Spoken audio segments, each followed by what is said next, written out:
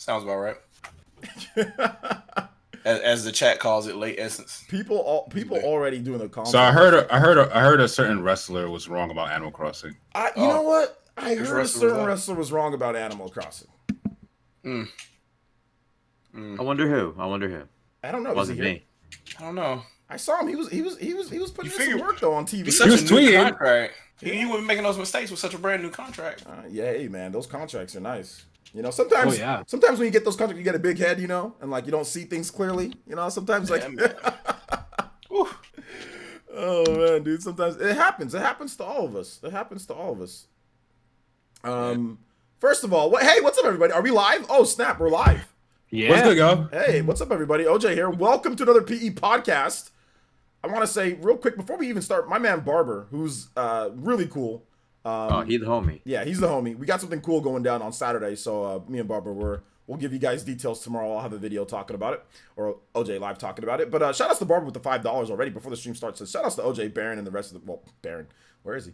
Here on is it Gilligan's podcast? All right. Shout outs, Barber. Thank you for the $5. Hey everybody, welcome to the stream. Like I said, my name is OJ. This is the PE podcast. Is it weird I waited for everyone to say hi for a second? Episode 97. Hi. We're almost at episode 100. That's cool. Are you going to have Evan do a shirt for it? No. So who's in the middle? If there is a middle. There is no middle. Yeah, no middle this time. There's three people in the middle. There's three people in the middle. Discord is finally organized. Shadow Fox, half of Big Z, and half of Abaddon are in the middle. I'm only a half a person tonight. About a slice of Big Z, mostly Shadow Fox though. Shadow Fox in the center. As it should be. As it should be. As it should be. Sony Water, maybe. Hey, look, Sony Water was, dude. The Sony fans were out today, man. They were like, hey, you see, it wasn't very good. Oh my gosh. Anyway, we got a PE podcast for you guys. We're gonna introduce our cast of awesome guests today. We're gonna start off with our guest for the night, and that is Big Z. Big Z, how you doing tonight? I'm doing good. How about yourself? I question my life, but I'm okay. As all of us do. I'm pretty sure all of us have questioned like. My God. Life, how do we do life today? Yeah, exactly. Like, I think like. Listen, we live in, you know, we live in. We right? good? We good? Okay. All right, cool. Especially when you get a headache. That's when you question most like, oh God. Like, I think we good, y'all. We think we good. Like humans, we're so susceptible to so many stupid things. You know what I'm saying? Like, I don't know. Anyway, we've got also, but Big Z, good to have you on, man. Thank you. Next up is Abaddon. Abaddon, how you doing today? I'm feeling good, feeling great. No complaints. Okay, cool. Good stuff. Good stuff there. And I don't know. I have my alert box off for some reason. Sorry, guys. Stuff wasn't popping up, but it should pop up in the bottom corner now. Thank you also, Ethan R, for the $1.99 donation. I appreciate it. He says the first next gen announcement on mobile. All right. And VC, how you doing tonight? I'm doing pretty good. Just doing what I can, getting taken down by Naughty Dog and some other people, some haters. Yeah, I saw that. That was unfortunate. Real quick, before we get into Shadow Fox's intro, like what happened there, VC? Can you tell us kind of like the Clip Notes version? All right, Clip Notes is there. It wasn't in the title. It wasn't in the thumbnail. It wasn't the tags, but I didn't even talk about it. And it's definitely haters too, simultaneously. And it's a Naughty Dog. So it was labeled as inappropriate. You didn't. It didn't give me an exact person. You didn't talk about. Weird. You didn't talk about The Last of Us Part 2 at all? I just talked about the controversy of it, not the spoilers, not the leaks. Just saying the controversy of how it's not looking good for Naughty Dog, how everything's happening with their business, how people are not getting paid, all that kind of stuff, and how this is basically all going downhill. That's basically what I was talking about. You know what happened to you? That I used. You're getting strong armed, because there are other people, bigger channels that are talking about it, and they're not doing anything. But certain size channels, like for example, a friend of mine. A friend of all of ours, Dreamcast guy, he still does a bunch of videos, great videos that he's been doing on the topic, and they're not really getting taken down. There's only one I saw that didn't have any ads, but it was the one that had leak in the title. So yeah, it depends. There's some like Sony does this because they did this to me. I remember this because they did this to me back in 2016 with the PlayStation 4 Slim. some places they would like, they would take stuff down, right? And like give you did they give you a copyright strike? It didn't get. It said it was a copyright strike. They took the video down. Yeah, they took the video down, but the thing is, on YouTube, like when you're streaming, it said in the yellow bar for copyrighted content. But then when I checked, it said inappropriate. So yeah, Abaddon. It was basically a shadow strike. They just took it down. Okay, so I didn't get a strike for it on my account. Nothing like that. Yeah, so your account, because like when you get an actual strike, it's like you can't a full strike. Yeah, exactly. So they didn't. So at least they learned from that 2016 session. Thankfully it wasn't that because I don't want to start streaming on Twitch. Like I worked my ass off to get to over 1,000 subs, and like it's been like 6 months. Like that's crazy. Like numbers, just like, and it's thanks to you for helping me out. Like, and you, Abaddon, and many of you here that support me, and I appreciate all of you guys. Yeah, that's the last. That's the last thing you want. I mean, like, I did it a little bit. I could do it because I already had like a little bit of established space even on Twitch.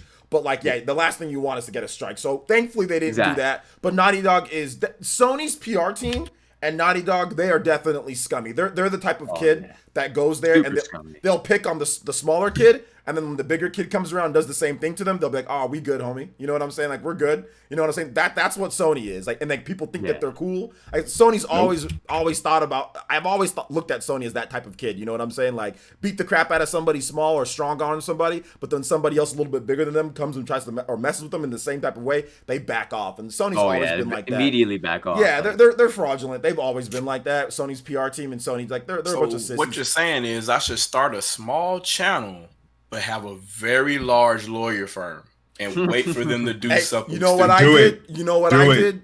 Bro, that's what I said. I was like, look, I told Sony straight up. I was like, you guys are going to remove this strike by this date or I'm definitely going to sue you guys because this was an internal leak and I'm definitely going to make a ruckus about this. I was like, you guys, I said this in my email to them. I'm like, you guys can't strong arm me. I'm not going to let you guys strong arm me because I think I had like 15,000 subs or 20,000 subs at that time. I'm like, just because I'm a small channel, I had 20-something thousand subs, 20-something thousand subs at that time. I was like, you guys aren't going to dubs.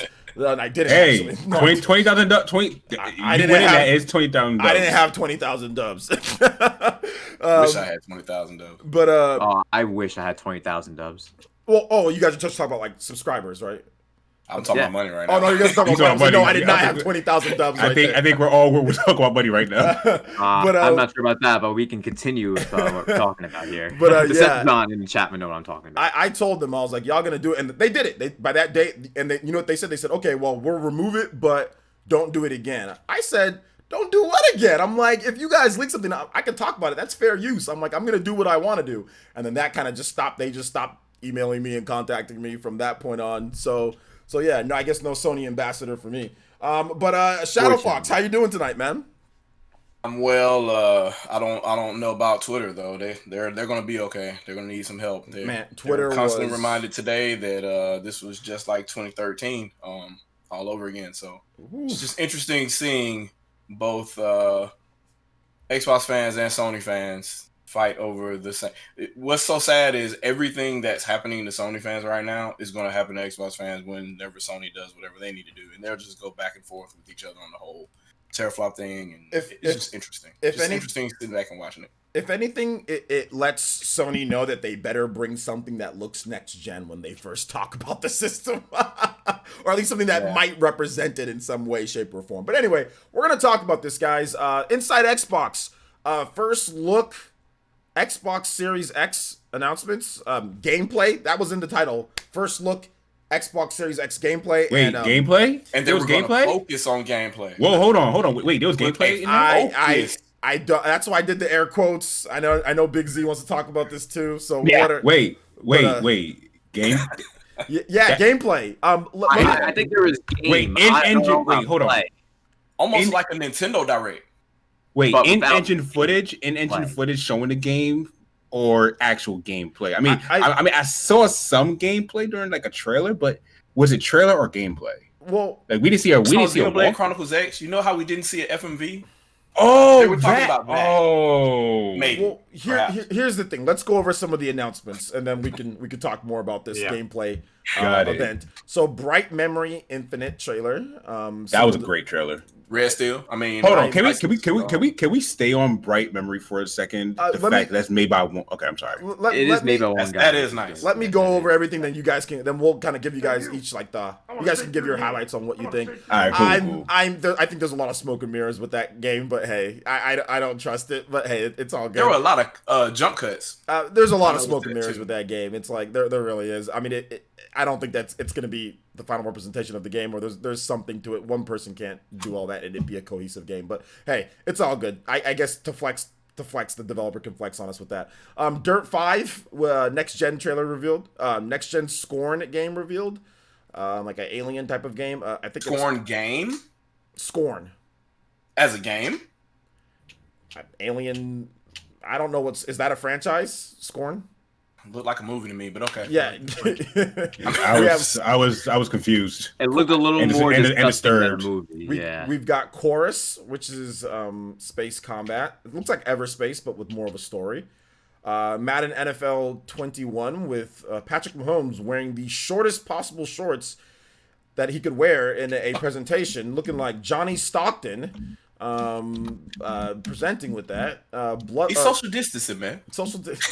He's home. He's in his own crib. He borrowed his girlfriend's shorts before the stream. He's like, he needs to do the opposite of social distancing and just close his lips. Can we talk about that real quick? Can we talk about how this multi-billion dollar company that has the one of the richest people on the planet that used to be on the board there, Bill Gates, why they created this presentation and intentionally made it look bad.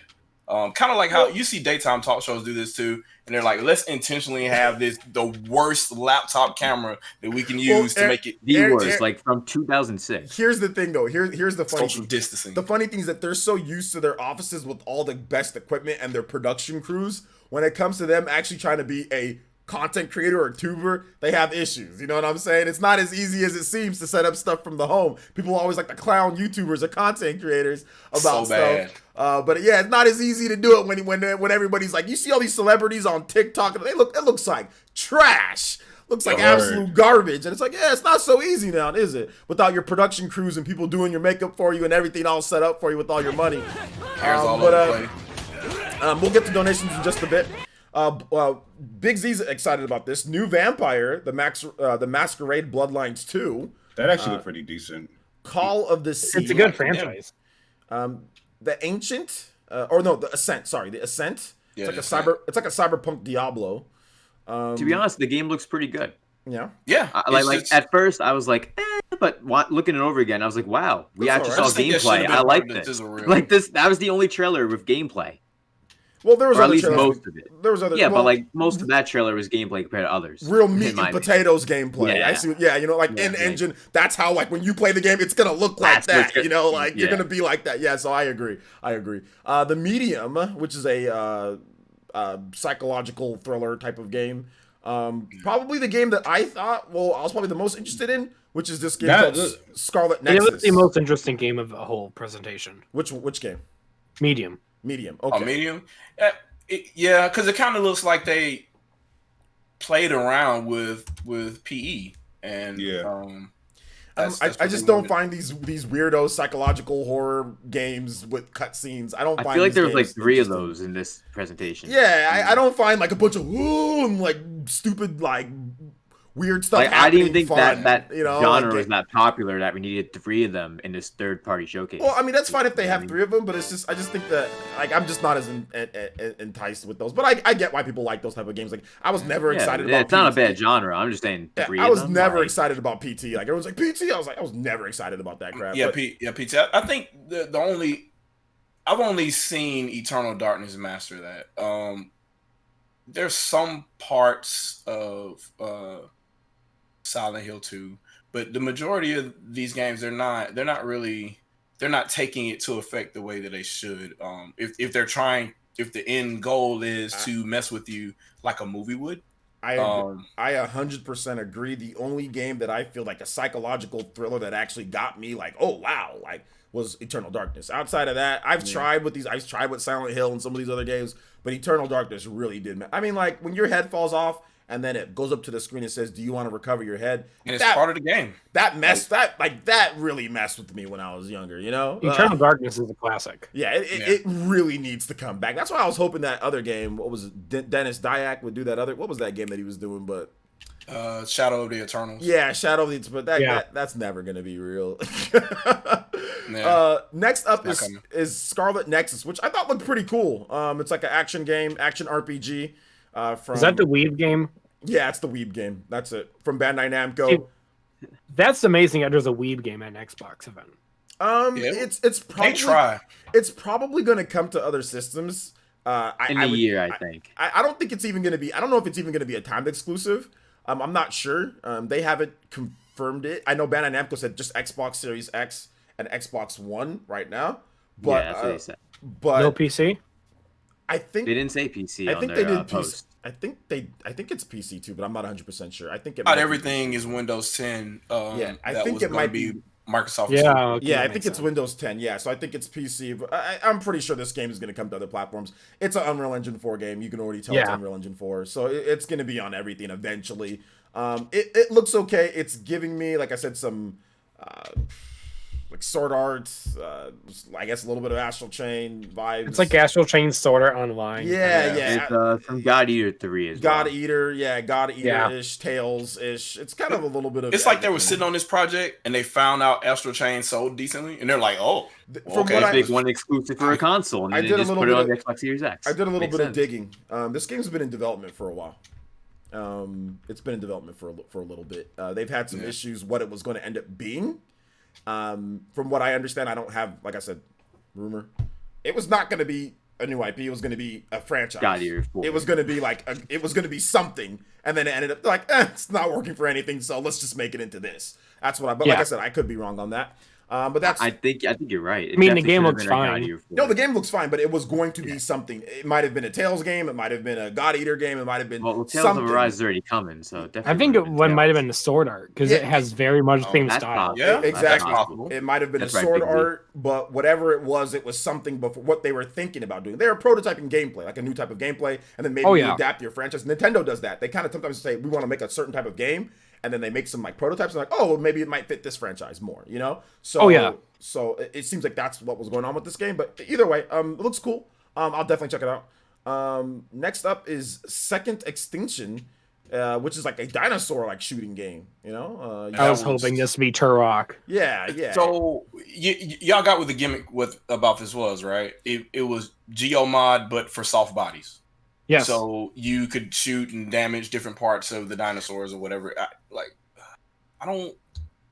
If it's dead, it's dead. I don't really care that every single time I shoot it, it looks different. I don't waste CPU on something else. I think that I kind of like that for like certain games. I remember like Mass Effect 2 introduced like shooting different parts of the body, which was really cool. So I'm down for that if they want to try it with something new. I like that there's a focus on new IPs. Instead of like bringing out old ones constantly. I did like that. It just looked like the majority of the new IPs were still part of. It just looked like they were going to be other continued IPs. Well, guess what? This game is going to be Turok. Yeah. Well, one I want to mention is Call of the Sea by Raw Fury. They're a pretty good developer. I'm actually looking forward to that game and Scarlet. Those two games look good. And Call of the Sea, I don't know for those who saw it. It's like pretty much an exploring game. You explore an island on the South Pacific. It's a pretty beautiful looking game for what it is, especially with the art style it brings. So could be dope. Could be dope. We also had a couple more here, guys. Then we can kind of go over our full thoughts and likes and dislikes. Yakuza, Like a Dragon. That was interesting. That is that game's already out. That's a big deal. Yeah, that game's already out in Japan on PS4. So they're just bringing it over. So that's 7. Is that what you're saying? It's Yakuza 7. It's the same game that launched on the PS4 in Japan. So they're just not calling it 7 though. Yeah, it's the turn-based RPG Yakuza game. This is it. Okay. That's a big deal. Microsoft got that. Yeah, that's a massive deal for the West. Like that's wild. Yeah, that's good. I mean, they did get all the other Yakuza games on Game Pass, so it just kind of goes on. Phil Spencer visited Sega, and definitely gave him some money. So there you go. Yeah. Sega and Phil Spencer are some really good friends. They got some good relationship. I mean, because Phil Spencer was trying to, appease some more, like, people were complaining about Japanese support on the Xbox One. So I know Phil Spencer tried to make an effort to get some more Japanese games. So this is the fruits of his labor. Or Shadow Nexus. Phantasy Star Online 2 was a great move. Yeah, Phantasy Star. You got Scarlet Nexus. It just sounds like a car, like Scarlet, like a Nexus. Nexus looks amazing.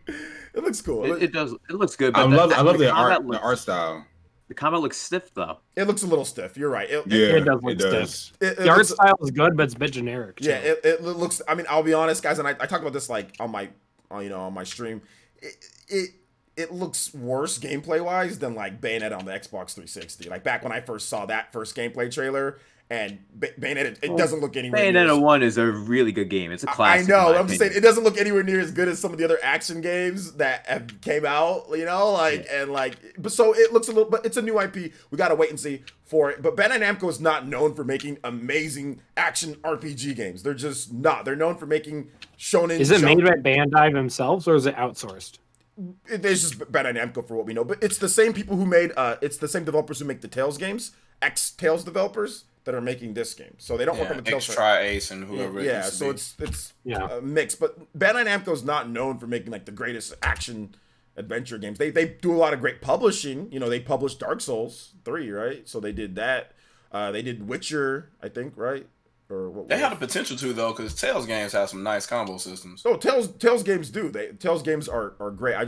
For me personally, I don't put Bandai Namco at the top of like action RPG. When it comes to that, I think Square Enix definitely makes, it's kind of quite a bit better than them in that realm. But they're still solid. They're still solid. And then Bandai is a good overall developer, but not a great one series or genre. Yeah, absolutely. The only thing I think that they can do, Dragon Ball FighterZ is pretty good. So I think they kind of perfected that type of 2D fighting. That was more so art system. That's you know what, you're right about that. They just let them use their. They're great at publishing them.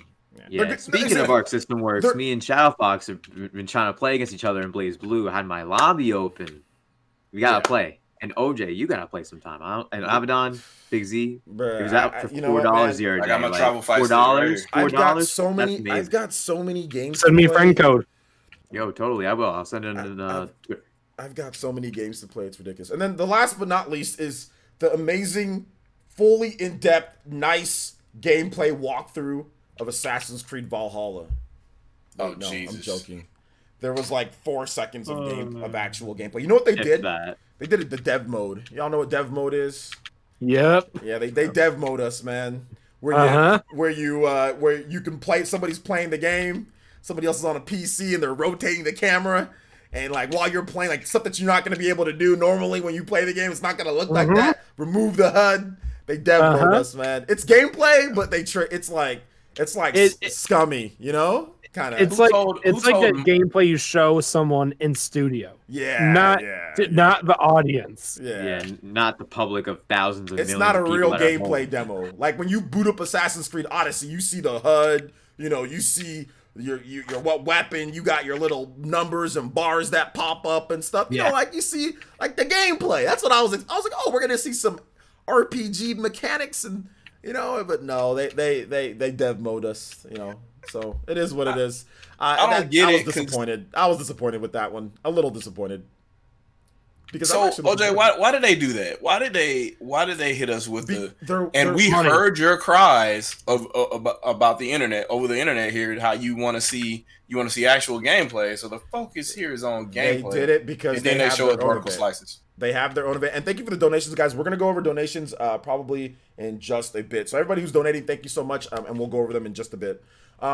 They have their own event in June. They want to have their own event and show off the actual, because Ubisoft does gameplay demo, like actually shows the gameplay during their streams. Their E3 stuff, they actually do gameplay demos right there on stage live. Yeah.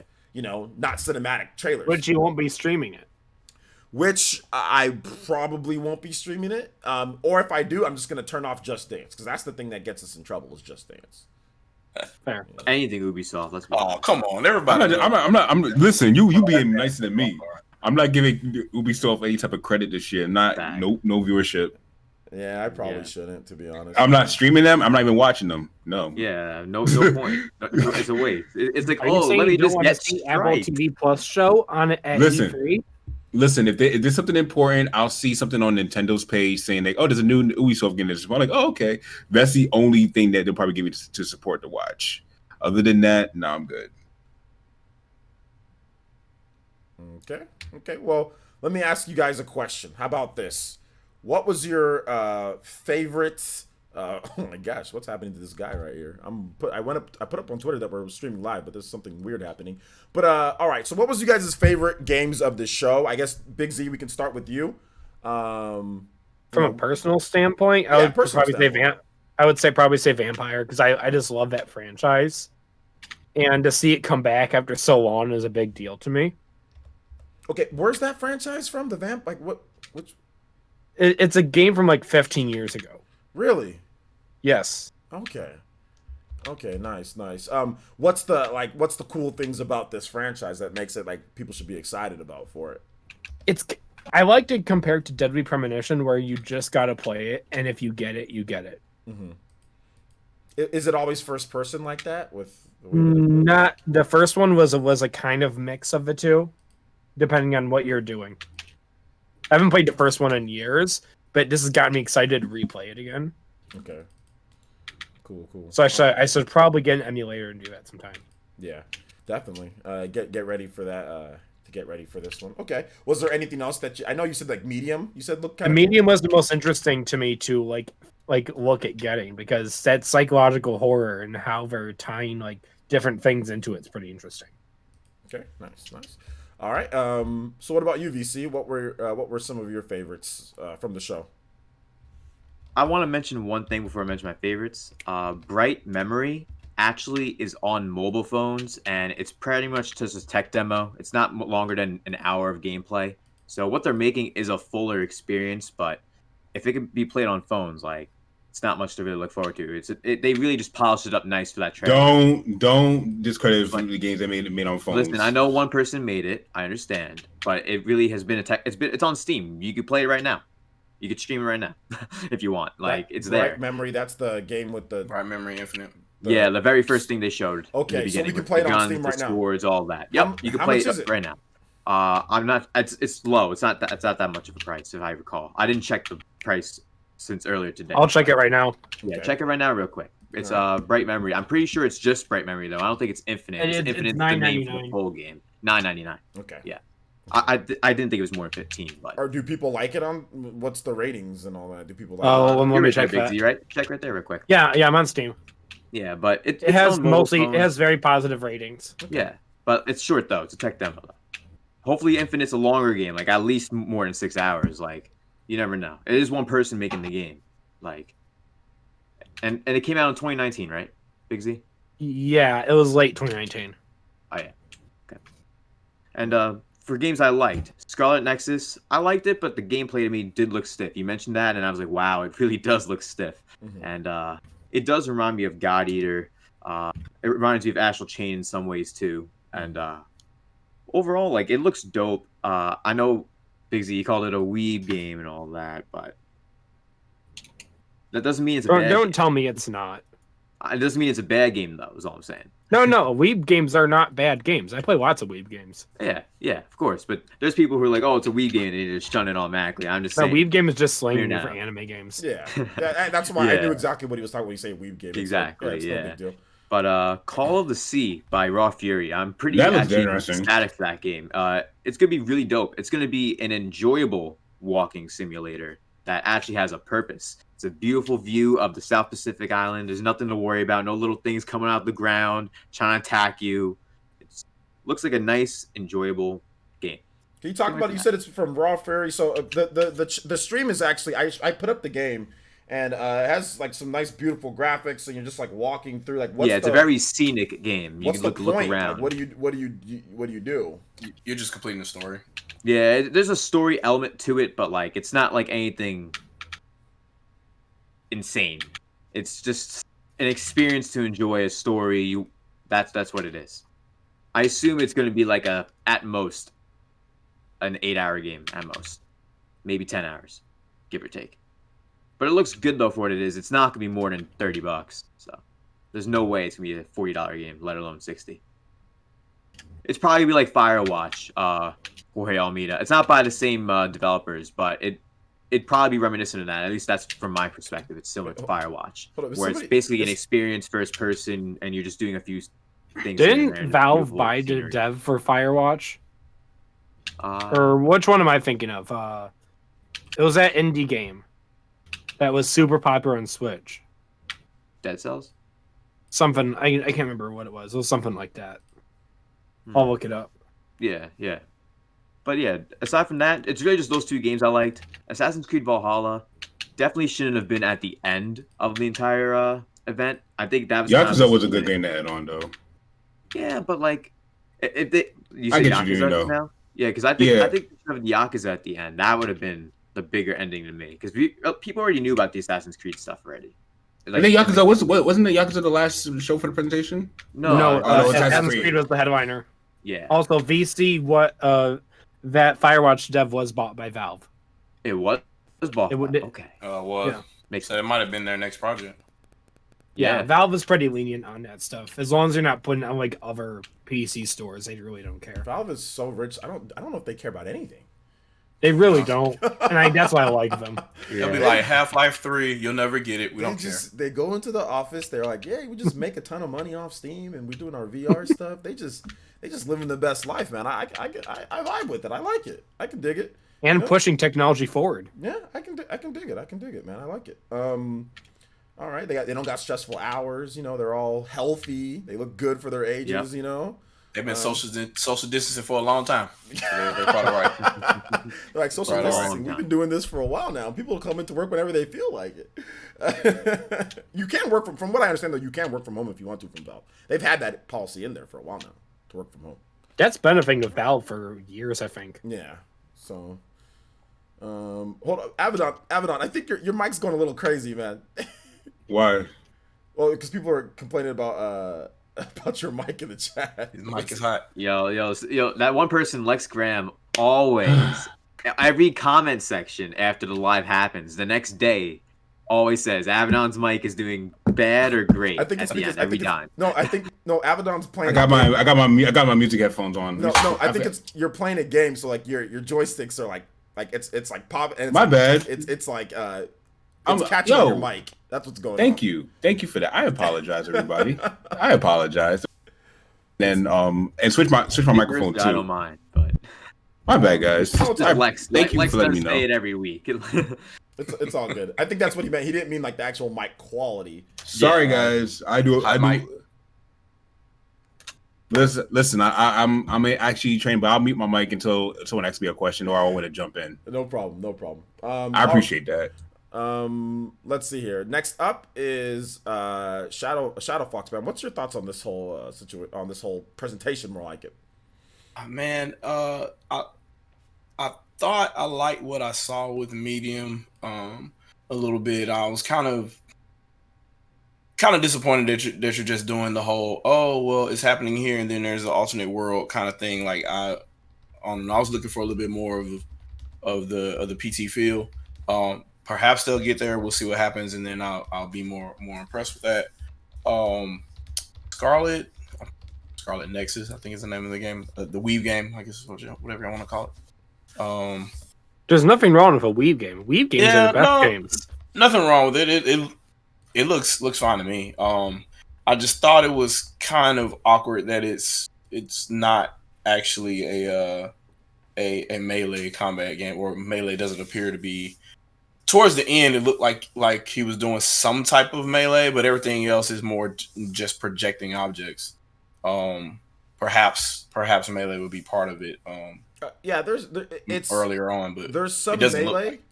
Basically, what the game is described as. Let me just pull up the little explanation here with what they're talking about this game. It looks like it's all telekinesis. So even if you do quote unquote close range, you're really like throwing something. It's a psychic type, kinetic psychic combat. Yeah. You can't really touch them because they're like weird. So you have to beat them with their own weapons. Yeah, they're mutants. So if you touch them, that's a problem. So they're highly resistant to conventional attacks. methods and defenses. So they have like normal melee attacks aren't going to work on them.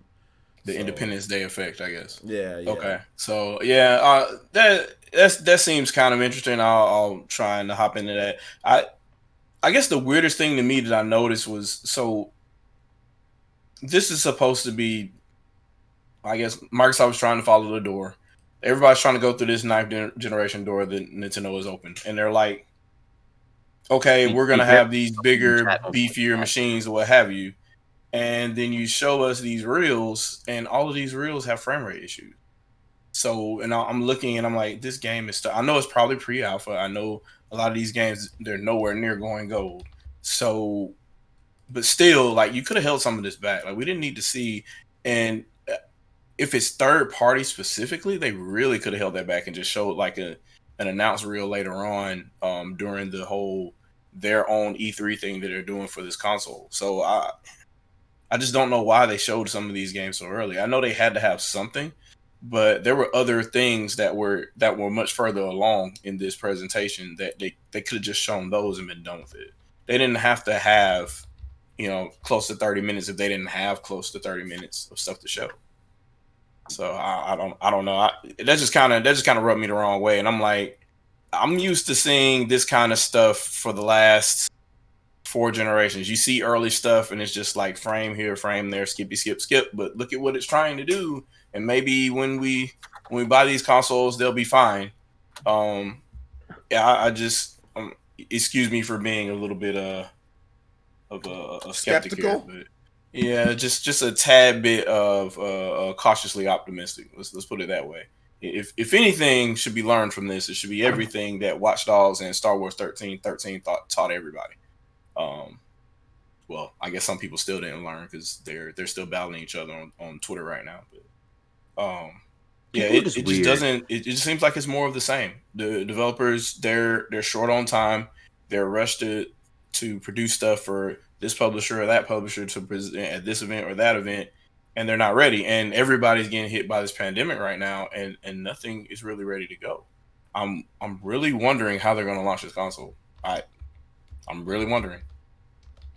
So I hate to be the pessimist here, but I definitely wasn't impressed with what I saw today, other than maybe 2 or 3 games. I did like Bright Memory Infinite, despite the fact that it's a mobile game. It's being done by one person, and I like the fact that it kind of mimics a little bit of Crisis and Red Steel mixed together. So that share was just a bit weird because there's lots of cuts in there.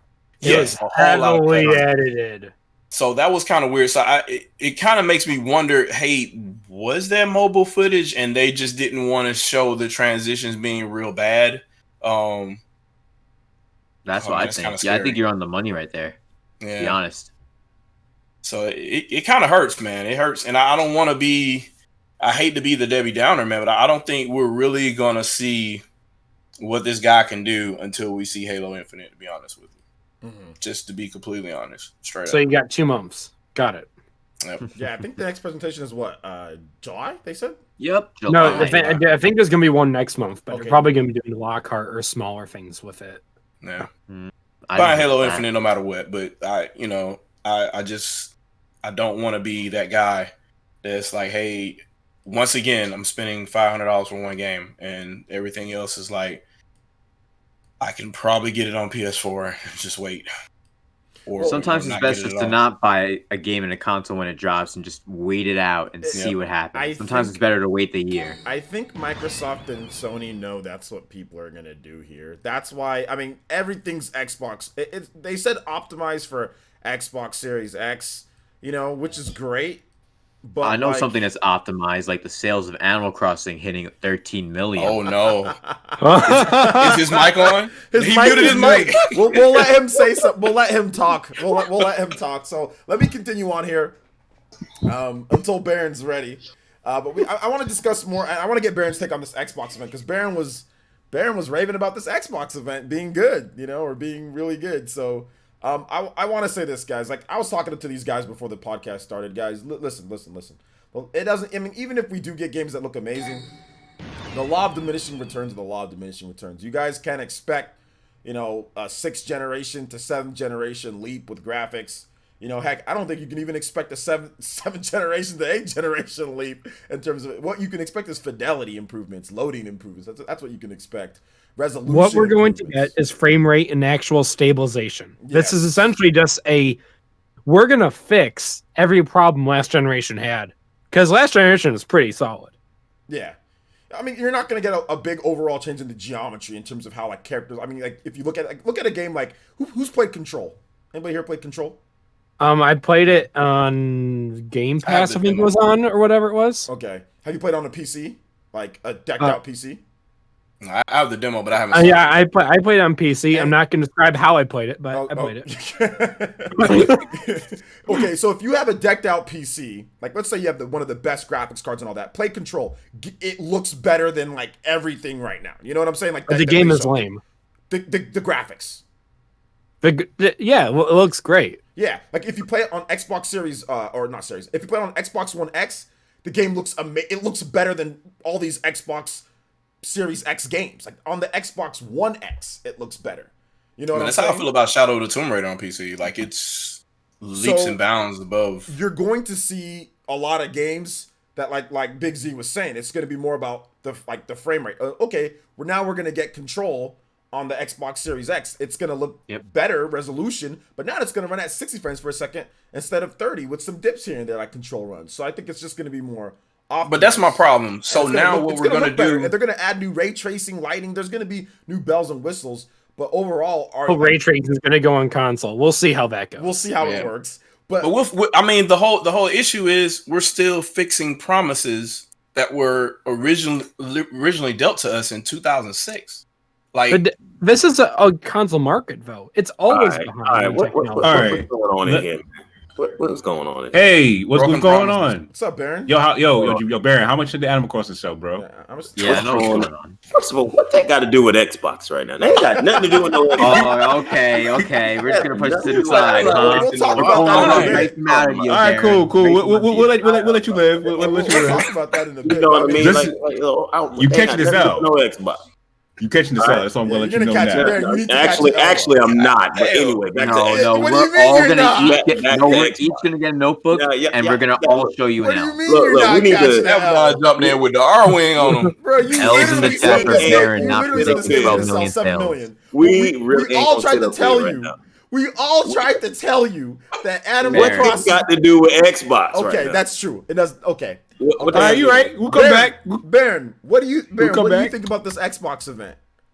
I think this Xbox event was pretty solid. I think it was pretty good. And I think a lot of people are so accustomed to trash an Xbox that they just can't admit good stuff when they see it. It's the same effect when people was bashing Nintendo for the Wii era, and it took them a long time to finally start saying stuff positive about Nintendo, even though they was doing good things. So that's basically what I'm seeing here, because it's ridiculous that we have a next generation console coming out, and they have revealed a console earlier than anybody else has done. They actually showed you the damn console and the controller. They absolutely gave you a sequel to a game that everybody was crying about, because everybody was crying about all they got was Halo, Gears, and Forza, and they decided, hey, I'm going to give you games outside of Halo, Gears, and Forza. Then on top of that, they confirmed their launch window. Then they come to this event. They tell you they're going to show you third-party games from third-party partners. And some people were still expecting to see first-party stuff, which I don't get. No, those people. That's that Nintendo effect once again. No. Even though they tell you what you're getting, they still expect something else. We're dumb. I think people go on Xbox streams and ask for Smash Brothers. So. And then here's the thing is, we are really getting gameplay trailers for games running on next generation hardware before E3. That has never been done before. So I'm trying to figure out, why is everybody trying to trash Microsoft for what they have done? And I have to give them credit for what they've done with their presentation. They pretty much copied the Nintendo Direct. It's called introduce the game, show the game, shut the hell up, move to the next one. There was no fluff in between anywhere in this conference, in this presentation, unlike any other state of play that we have seen. So my thing is, if Microsoft is doing the things that you're asking them to do, and you still find stuff to reach on, When is this stuff going to stop? Can I ask you a question, Baron? Honestly, Right. let me ask you a question. That's what I'm trying to figure out. Let me ask you a question. Okay, so they said there's going to be gameplay. So what gameplay did you deduce from a lot There of were games that showed gameplay. It wasn't absolutely. What game showed gameplay? There was one game that actively showed it. Let me finish because obviously a lot of people have problems designating their eyesight to what a gameplay trailer is and what a CGI trailer is. You can easily tell when something is a gameplay trailer and something is a CGI trailer. Okay, all of a sudden, gameplay trailers is a bad thing. The same way y'all used to get hype about all those gameplay trailers from Ghost of Tsushima and them old Gran Turismo and Forza Horizon and all the other gameplay trailers. Now it's an issue. When did I? Now, if somebody shows you a gameplay trailer, it's the issue. I never had it. I never like gameplay trailers. Our issue was with the rep saying at the beginning. There's a difference between a cinematic trailer and a gameplay trailer. Dirt 5 was a gameplay trailer. Okay. Yeah, that's a racing game. Player racing game with those camera angles. Player racing was not with those camera angles, bro. Come on. Dirt 5 was a gameplay trailer. That was not. That was a typical racing gameplay trailer. Every racer has done a trailer like that. That looks like every other racing trailer I've seen in the last month. Stretch Armstrong status. Stop it. Reaching. That's not a Stretch Armstrong facts, statement. Abaddon. If you really believe that was CGI, you have a problem. Which We're not saying it's CGI. We're saying if you think Dirt 5 was CGI, you have a problem. We're not talking about CGI. We're talking about we're not talking about CGI. Gameplay. This is here's what we're difference between a gameplay ball and a gameplay trailer. Here's what we're talking about, Baron. Like, that's what I'm getting to. When you play gameplay, though, you want to be able to see it like how you're actually going to play the game. I understand that, but how many gameplay trailers actually give you that? A lot of Nintendo. We can name quite a few. Demo that we get from somebody playing it. How many gameplay trailers actually does that? Well, that's what people are expecting, though. They didn't say. They said. Why was you expecting that? Because they said first look gameplay. That's what they said. Gameplay trailer is a first look at gameplay. That's not That's a trailer, cinematically done to emulate maybe potentially a snippet of gameplay. There's teaser trailers. There's cinematic trailers. Teaser gameplay trailers. Trailers, and then there's gameplay trailers. Why we acting like teaser gameplay trailers? We got like 2 seconds of Assassin's Creed gameplay. What are you talking about? I'm gonna get to Assassin's Creed. Dev mode I'm gonna get to that. Let me get to that. I'm gonna get to that. Trust me. When we saw Astral Chain for the first time, we saw how we were going to play that game. Astral Chain, you didn't see nothing about no HUD. You didn't see none of that stuff that y'all. But we saw the you saw the actual choice you got the HUD. You got an example of what the gameplay was going to be in the game. That's what you got out of it. We didn't get that today, though. We didn't get a lot of that today, Baron. Oh my god. Okay, Baron. I don't know what's up. Twin Stick Shooter had lots of gameplay. That's about it. We saw what the game engine looked like. Garbage. That first shooter they showed, that was bullshit. That was bullshit. Whether you like it or not is up for debate. Let's let Baron finish because we're all against Baron here. So let's let him finish. I'm not against. I agree with what he's saying. Part of what he's saying, though. I don't care how anybody feel about it. It's just simple as that. But that first game, I don't think that was gameplay. You know, Dirt, I believe that was gameplay. That was a typical run-of-the-mill racer trailer that I've seen 1,000 times out of Forza Horizon. But that's in 1,000 times out of BT. That wasn't in game. That was in engine. Let's let him finish. Stop cutting him off in the middle. Let's let him finish because we're all. You can say that was not gameplay. I don't even know what that was. I don't even know what the hell was going on. So I don't believe that was gameplay. That next game, Corvus or whatever it was, where it was a little lady in the spaceship. Remind me of Star Fox a little bit. I actually like what I seen out of that. There was snippets of gameplay in that reveal. You can blatantly see which part was cinematic and which part was gameplay. But I don't know. Maybe I'm crazy. That Madden reveal was bullshit. We all know it was bullshit. We know how EA goes. Now we need to talk about that no more. Vampire, I don't think that was gameplay. But for some reason, I heard somebody here today, they thought that was gameplay. Out of everything you seen, you thought Vampire. I don't think it was gameplay. I thought it was good. There's a difference between the two. Oh, well, it looked trash and it wasn't gameplay. So the next game. You're right about that, Barry. Call of the Sea. That has to be gameplay for the type of game it is. Can't tell me that ain't gameplay for the type of game. Like Dear Esther. The Ascent. I think that was that top-down alien view game. You ain't gonna tell me that wasn't gameplay. Oh no, that's CGI the most gameplay out of the whole entire thing, and I liked it. That's why. Okay, there's gameplay. I didn't like what I saw that game, but it definitely was gameplay. Medium was another thing where when they opened it up, that was definitely cinematics there. But after the developer started talking, he actually showed you gameplay. You actually seen the character and the environments and the interaction stuff. That was actually gameplay something. So they showed you gameplay again. Scarlet Nexus was 100% gameplay. So I don't think we even debate gameplay, right? But it was gameplay. Okay. And that was the best game shown, by the way. Second Extinction, I believe, was more gameplay than anything else. Yeah, that was the biggest one. That was the biggest one. Second Extinction, a little game that I thought was a Turok reboot. I like the atmosphere of it. I like the idea of it. 4-player co-op. They compared it to Left 4 Dead, if you read the previews. I'm all for it. That looked like gameplay to me. Do you think it's Left 4 Dead in the sense it will never get a sequel besides 2?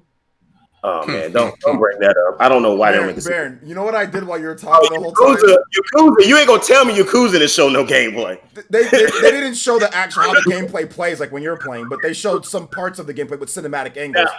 But I was going over the. Let me get to the last one before. While you were talking, I put up the Astral Chain trailer, and literally there was more gameplay in that Astral Chain first trailer than almost all the games that you were just talking about combined. Yeah. No joke, ask the chat. Literally, there were so many parts of actual gameplay. Bro, that is fine. That's what Platinum Games does. That's fine. Just because you had more gameplay doesn't mean the other one didn't have any gameplay. That's what people were expecting, though. Nobody expecting Platinum Games delivering their trailers. People were expecting dev modes where you're cinematically... Okay, I'm done. Okay, can I get on Assassin's Creed? Because this is getting ridiculous. Dirt 5 is the typical Ubisoft garbage that we've always seen. Oh, Ubisoft's always garbage. Anything you saw out of Assassin's Creed. Because I trust you, when you play that game, it ain't going to look like that. Well, yeah, there was only 4 seconds there. That was the typical Ubisoft bullshit that it always goes on. So don't believe anything you've seen about that. I'm still interested because of the atmosphere and the era it takes place in with the Vikings, but what you've seen is not what you're going to get. It's Ubisoft. They fooled me once. Ever since the Red Steel incident, they will never get me ever again. Never again. Okay? Never again. So there was multiple games I have explained to you that shown gameplay. So I don't understand why we sitting up there. So real quick, Baron. It might not be enough for you. Yo, can I it wasn't enough for lots of people. Can I mention one thing? It wasn't enough for lots of people. Baron, you named more games that didn't have gameplay that actually did have gameplay. I just want to point that out to you. Yeah, I think that's the term. We're confusing an engine with gameplay. Yeah, exactly. I think that's what we're confusing. But here's my thing. Those are the games I believe that were not gameplay, because it could be likely that it bites me in the ass and it ends up being gameplay. Except Assassin's Creed, because I know that's not gameplay. That's the only one I'm definitely gonna say not in the chat. They showed they showed in-engine gameplay footage, but they dev mode it. They zoomed it.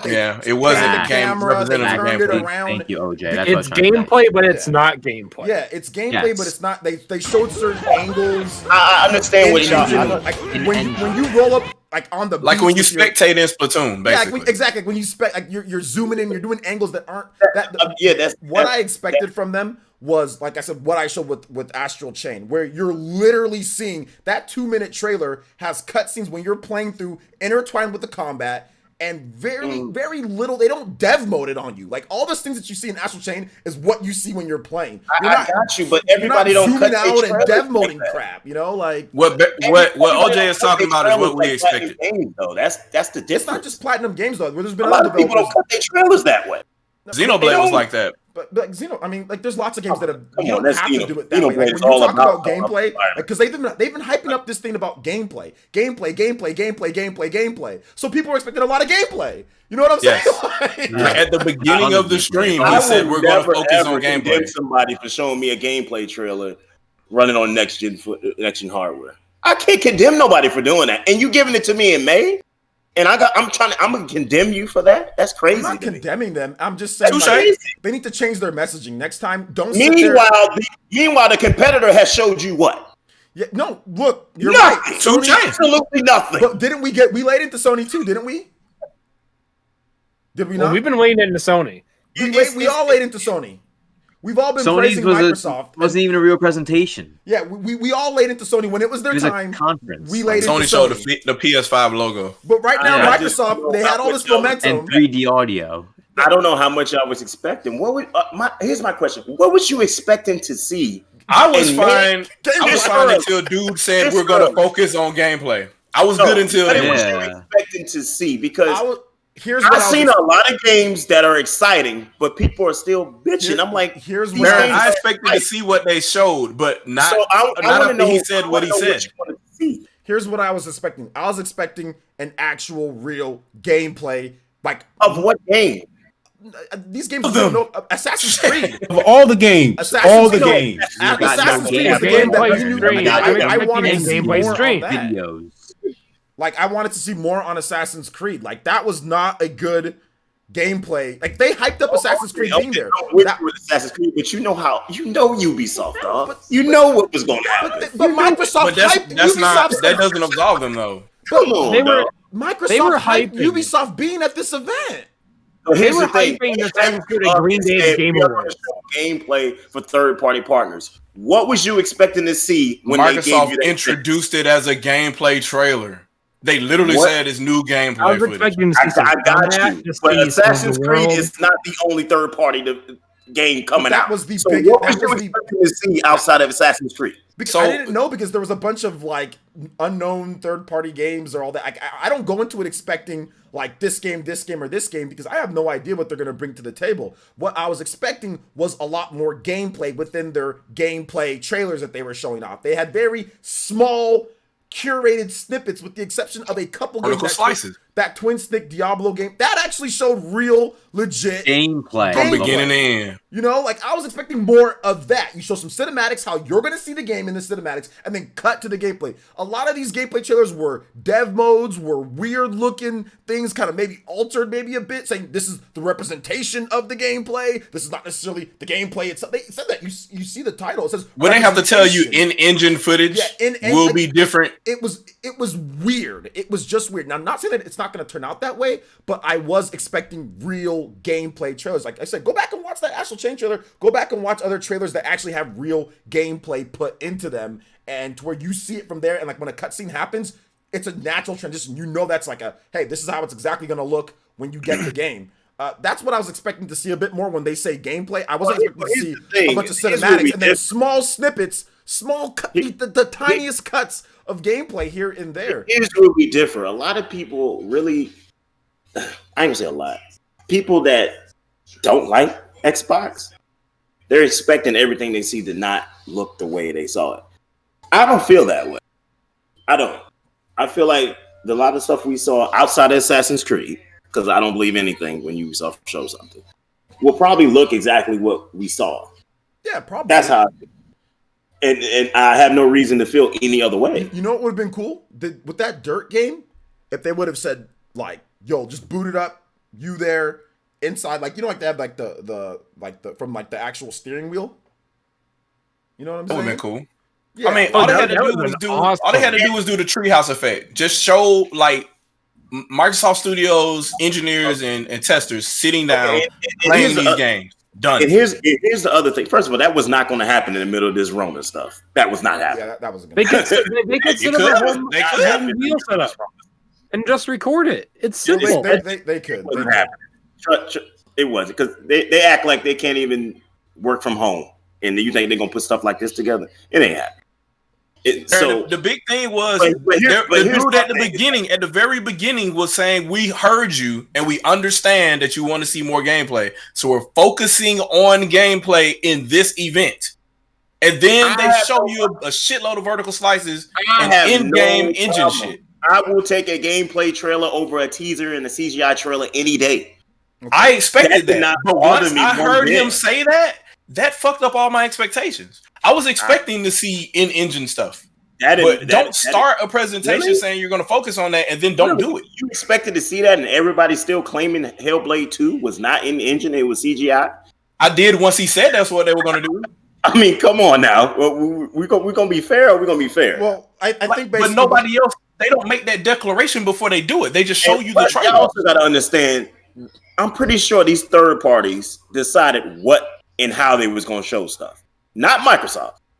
But They may Microsoft be agreed to do it, but Microsoft probably had no yo, how they I want did to it. say real quick All right, yo, that all these games are coming to Xbox One as well as X. The new Hellblade game is going straight to Series X. That's why it looks so different. And they said that was in-game engine. A lot of stuff that we got really was just demos, cutscene, like all that kind of stuff. Like for the Xbox. How much of it do you think was captured on the Xbox One and the X? Xbox One or Xbox Series X? Some of it was probably captured on Windows. I wouldn't doubt. I think all of them were. Listen, I think all of them were either PC or on Xbox One X. I think they all were. I don't see any reason why they wouldn't be. I want to say this, like Baron, I feel what you're saying. Like what did people expect? I get that, having high expectations, but let's be real here. Microsoft was literally last in the race for last gen. They have a lot to prove right now. So when they say, hey, we're going to show you a lot of gameplay and don't deliver on that, that's poor customer service. That's not a good impression. Well, that is not a good.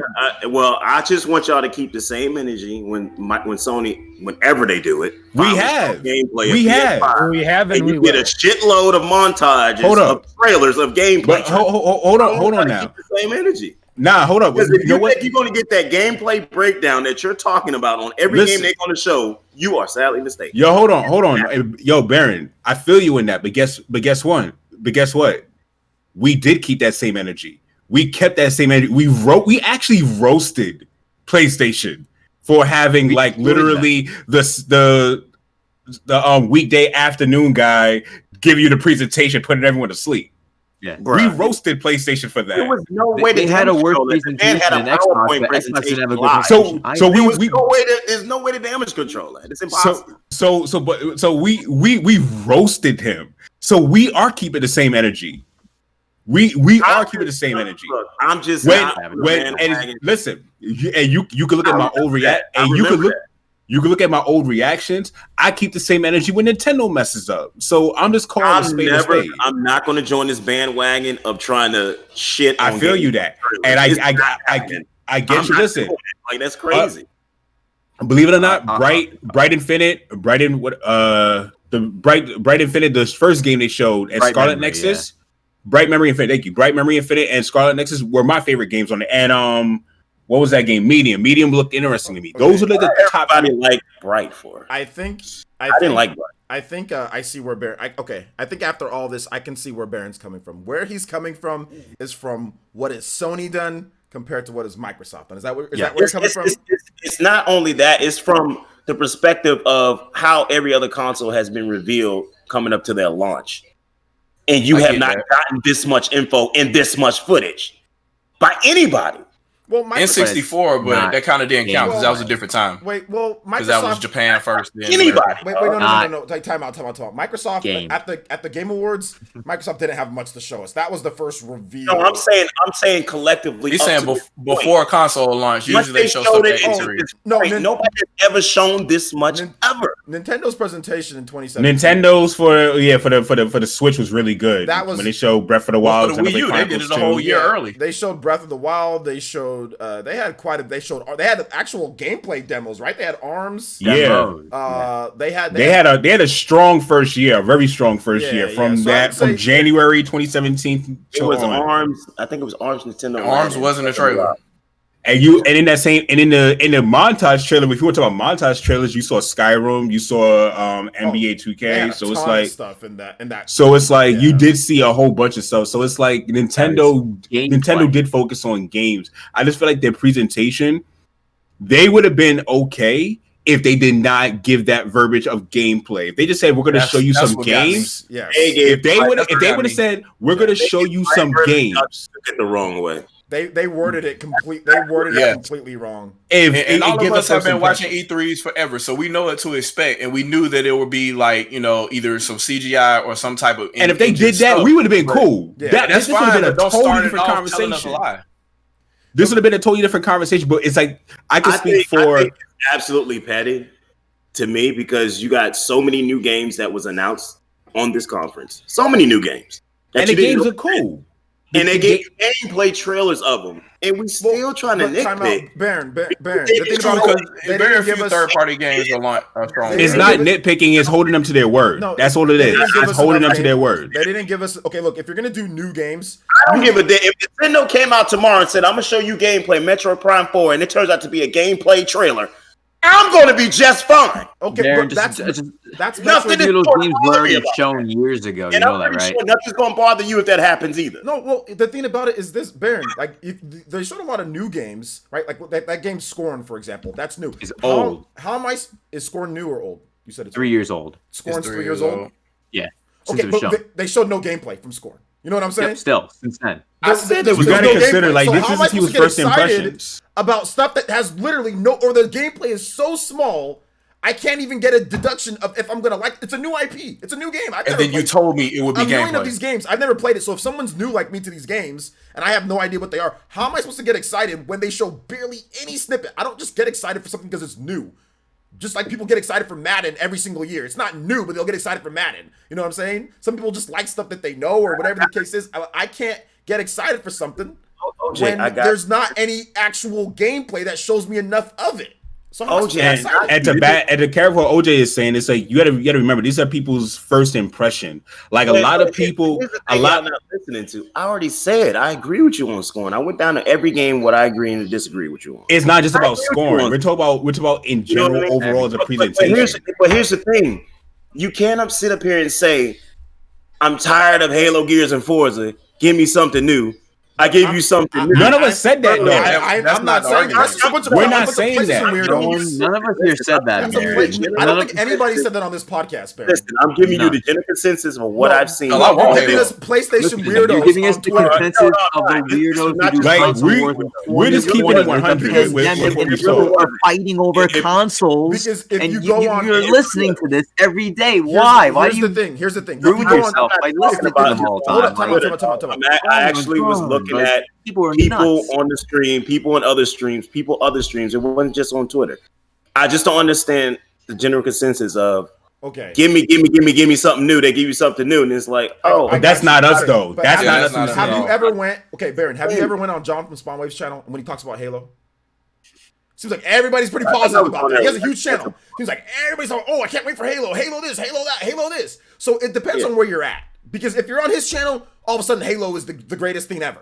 You know what I'm saying? Aaron, can you change your wrestling name to Devin Deflection? Can you do that for us real quick? Anyway, that's Halo, like he was saying. I understand Halo. And if you leave it up to a lot, Halo's dead, apparently. But somehow it died. I'm excited for it. Somehow Halo died. I didn't notice it, but that's what I've been told. But people are excited for Halo Infinite, though. Exactly. Yeah. So it's like, man, come on, bro. Yeah. They're doing way better than what they've been doing the last 4 years. Okay. And y'all cannot cut them no slack. It kills me. No, like I said, the problem is I cut them some slack, man. I mean, look, they're doing better than what Sony's doing. I'll take what they're doing over what Sony's doing. How about that? And everything too is I gave State of Plays like a 0. I gave State of Play like a 2 out of 10. Man, they need negative points. 3 out of 10, bro. I think the other thing we have to remember too, going to the next generation, the two business models are different. Sony wants you to buy Last of Us and a PS5.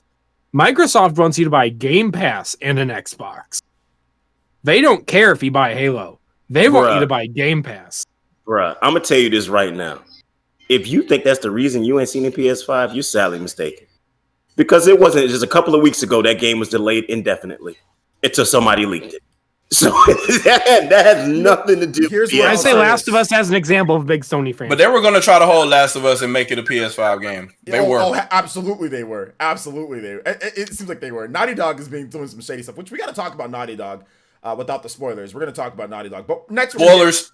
Well, let me make sure I have my shirt all the way up. No inappropriateness. Got to make sure I'm completely. Yeah. No spoilers. No spoilers. But no reports as being inappropriate. Someone here in the chat could be one of those people. Let me get into some donations here, guys. Because we need to get into those because it's been a little bit. Shout outs to Let's see. Katana Riku donated $1 and says, "Good evening, homies. Tonight, I know this podcast is gonna be fun. Fire. It's been pretty good so far." Ethan R donated $1.99 says, "Bright Memory is already out and it's on mobile. Meh." Yep. Matthew Wolford donated $2 through super chat. Thank you, Matthew. And says, "Best thing about the event was the dude's fridge." Okay.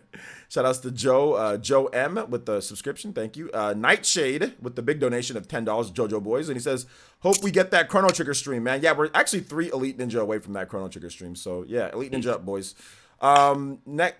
Diego, my boy Diego from Dora, he out here. Thank you for the subscription. Yeah, appreciate that. Also, Dora. C Harding Memory. as well. Thank you for the subscription. Barber with the $1.99 says, "Someone buy Baron a Coke or Snickers." He says you're hangry or you're a little upset, Baron. I'm not angry. Shit, buy me one too. You're definitely angry about those. We're just all passionate about video games. Baron's still a homie. Barber's just, by the way, Barber's just joking. He's just joking. By the way. Yeah, I know. Juice Man Vaughn donated $3 and says, "When the trailers start showing, there was literally text that said as a disclaimer, game and console development in-engine footage representative of expected Xbox Series X visual quality." So that's sad. Nothing that What we the heck? saw First have been on stop. the Xbox Series X at all. That's sad. Stop it, because it did not say all that. That's number one. It really was at the bottom of the It didn't say all that. That's number one. something like that. And that message only popped up a couple of times. So let's stop. It did say that a couple times. It did actually say that A couple of times, and I mean like twice. So let's stop. Let's It stop. was more Maybe than twice. 6. It was more than twice. But okay. So let's I just wouldn't say it was all of It them. wasn't a lot at all. It was a number of them. I looked at some of the trailers. Well, it was a number of them. But I need to go back and watch it because I don't think a lot of y'all read some of it. them said things differently. You got glasses, right? I have glasses. I mean, you're look, talking we about eyes. You don't use And them. you'll be able to know. We can go back. We can take a look at it next. We can take a look at it.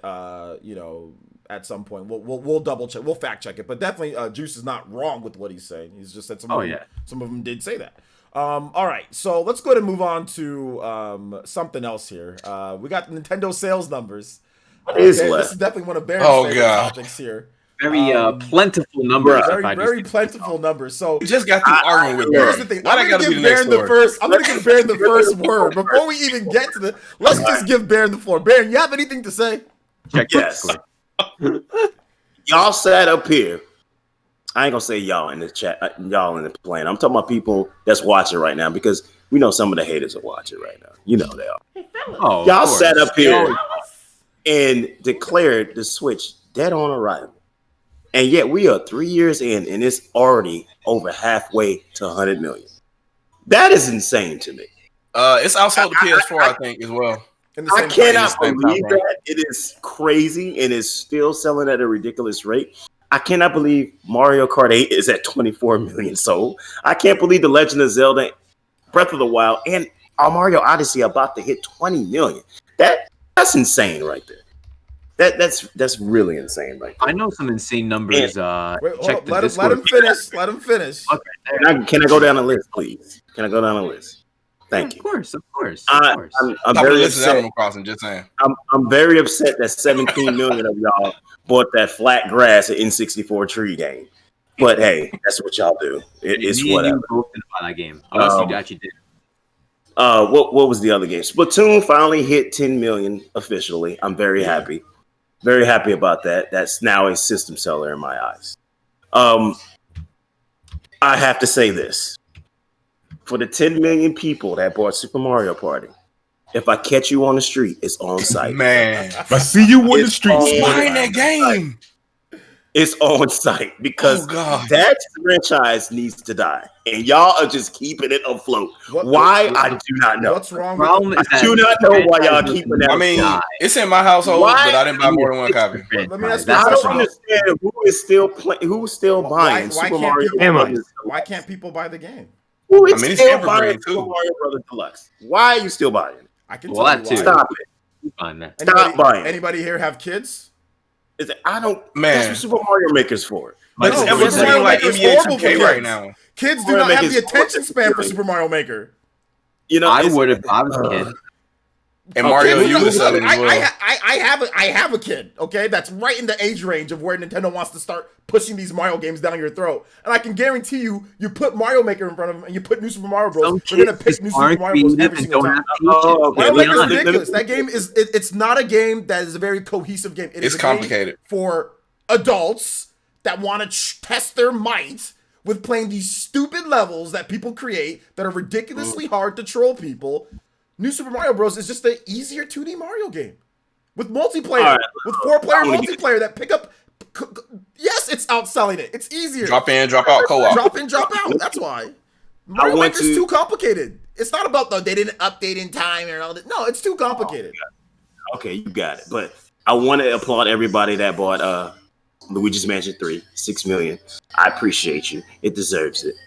But we got to talk, people.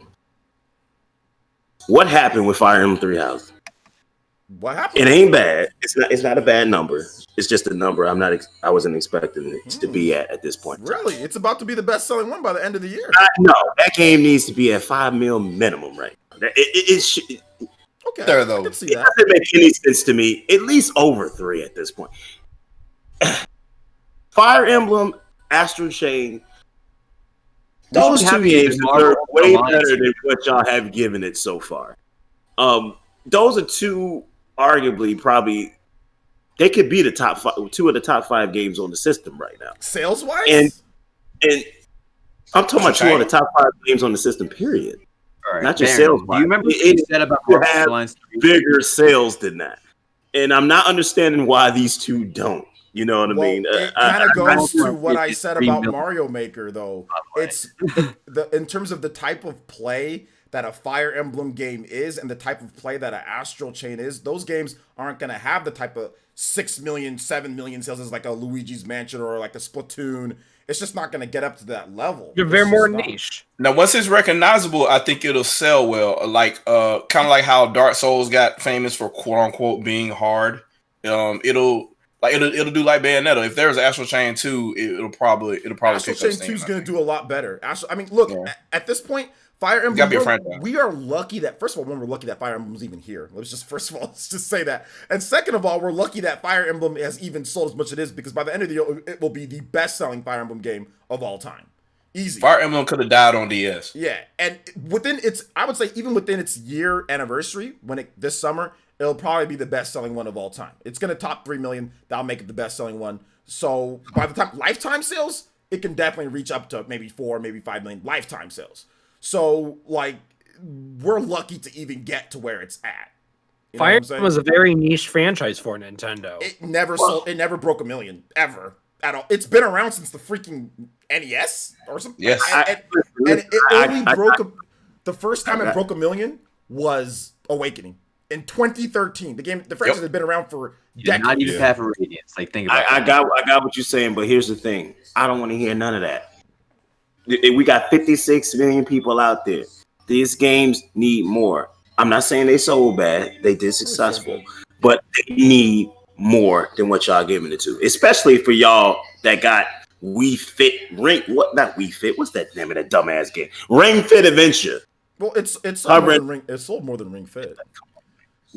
I'm talking about the 2 million, almost 3 million people bought that game. No, y'all could have because it's different. Well, Ring Fit sold 2.73 million, and Fire Emblem Three Houses sold 2.87 million. Yeah, that's just a waste of money to me. It's Listen, Baron, compare it to Animal Crossing New Horizons, and you'll realize why one sold better. Finish what I'm saying, please. I can't, unfortunately, not this time. Nope. Now we got 20. What was it? Was it 27? Or 21. For what? It was 21 games that reached 1 million or more on Switch. And 9 of them were third-party games. 27 games. Okay, 27 reached over 1 million on Switch, and 9 of them was third-party games. Yeah. Now, we don't know what the 9 are, but I can pretty much. You do? How you know? You know all 9? Yeah. What are they? Okay, let me bust out my trusty. Oh, sorry. Enter the Gungeon. Notepad. Minecraft. Yeah, that's one. Enter the Gungeon. And Minecraft. I'm like 100% positive. Minecraft had to pass that a while ago. Minecraft, that's another one. Puyo Tetris, that's another one. Yeah, Puyo Tetris. You know it's Minecraft. We know. There's more combat in there. That's another one. Cuphead. Combat has to be in there. Combat was so hot. That's another one. Cuphead sold $1 million. Stardew Valley. Yeah, that did too. That just cost $1 million. Stardew Valley. Not just. Wait a minute. But here's the thing. Doesn't Nintendo Financial Report record the retail? Yeah, retail. That's they count the retail. Well, no, they count digital too.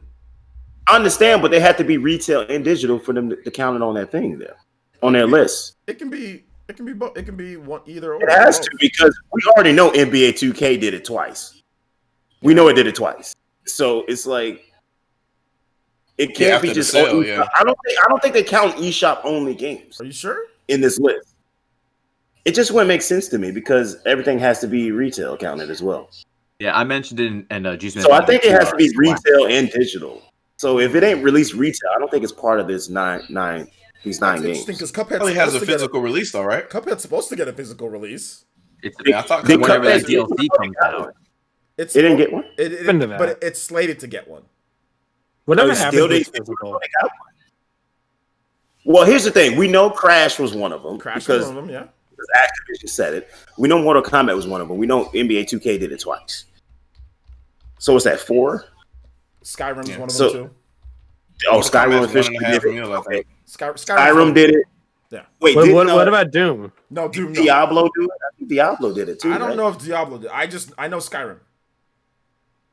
I thought they were counting. I thought they were counting eShop games. Traveler has to be the other one. That's right. I forgot about that. I thought they were counting. I thought they were counting. Pretty sure they're counting eShop games. Like I'm 100% positive. I think they count the games that came to retail. If they retail, I thought they're. If you count the eShop games and everything, yeah, it's easily over. There's 9 games, easy. That's why I'm saying if they only set 9, they must be only counting the retail, the ones that released in retail, and not just the eShop only.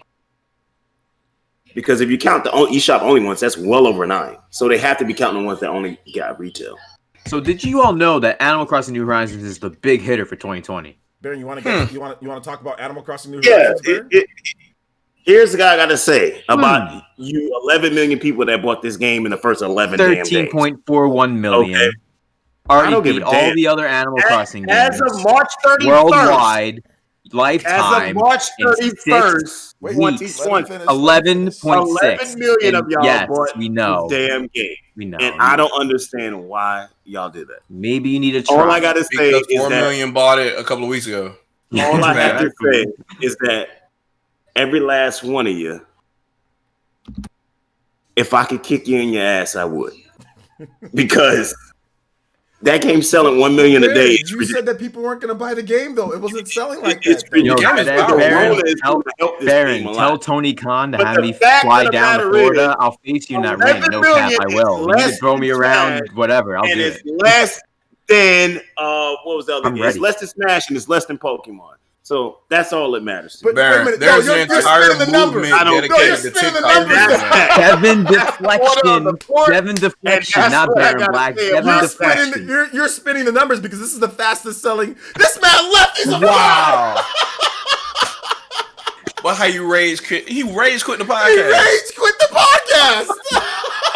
I torched him all night. Yo, Baron's a bum. Baron's a bum. He's a bum, This man straight up rage quit the podcast. Hashtag Baron is a bum. Yeah, I already put it in the chat. Baron is a bum. Like Baron a bum. Baron's a bum. He did not want to face the Get magic. Ready for Twitter later. So everyone put that in. Or F's in the chat. Put the can we all pour one out? Can we all pour one out for Baron? Can we all pour one out? Put the L in the chat. Hold up. I'm about to go get the book. I'm about to go get the notebook. Hey, get the book. If you're still listening, tell Tony Khan to fly me down. Put me in the ring against you. I'm down. You can throw me around. You can get your first win against me. It's all good. He has more L's than F's so far. Put an L in the chat. There's a couple of F's in there. There's a couple of F's in there. Pouring out something for the home. Oh, man. I put another F out there for him. This man straight up rage quit the... Oh, he's back. How are you going to tell Tony Khan? They pouring out L's and L's for you, man. We can have that, man. The Animal Crossing boring-ass garbage. You should be... Maybe you need to play the game first. Ever have a game like that, get sales like that. First you did it with a garbage-ass Pokemon, then you did it with this garbage-ass Animal Crossing. Can I explain why these games are getting... Can I explain why these games are getting all of you. I don't give a damn if you couldn't go outside and you was at a stay-at-home order and you had to buy something. I can't find the old... You shouldn't have bought it. Period. Baron, Hold up. you should have figured this out after the Twitter Queen liked it Baron, my guy. last game. You got a fresh new L just for you, Fresh bruh. L. And you know what I'm gonna do with that L? I'm gonna plaster it on all y'all asses because y'all lame as hell for buying that game. But Baron, guess what? Top dedicated to this game. But Baron, guess what, dog? Guess what? How does it feel to catch this L and be wrong? Yeah. I was with you on the first L, but the second L. Everybody, you know who's wrong? All 11 million of you that bought that damn game. No, you know who's wrong? You know who's wrong? All of y'all wrong. All these people that are about to buy Madden because Patrick Mahomes was in his panties trying to sell you guys the game today in that Microsoft press conference. Like all you weirdos that are getting ready to buy Madden because Kermit the Frog is selling you Madden this year. Okay, like that's all I gotta say. Not the best segue. Because this man shows up in with his girlfriend shorts on, that skinny anorexic looking girl. He wears they share shorts.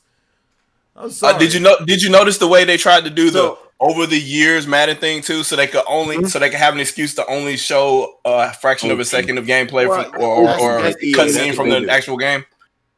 But at least they were creative. I got this last thing to say because I have to get out of here. On a serious note, got some things I have to do. Y'all enjoy this, okay? Y'all enjoy this moment. All right. Oh, we will. I enjoy every moment of this. But I'm telling you, it's going to come back and bite you in the ass. You know you're wrong about Xbox too, right? This no, I'm not.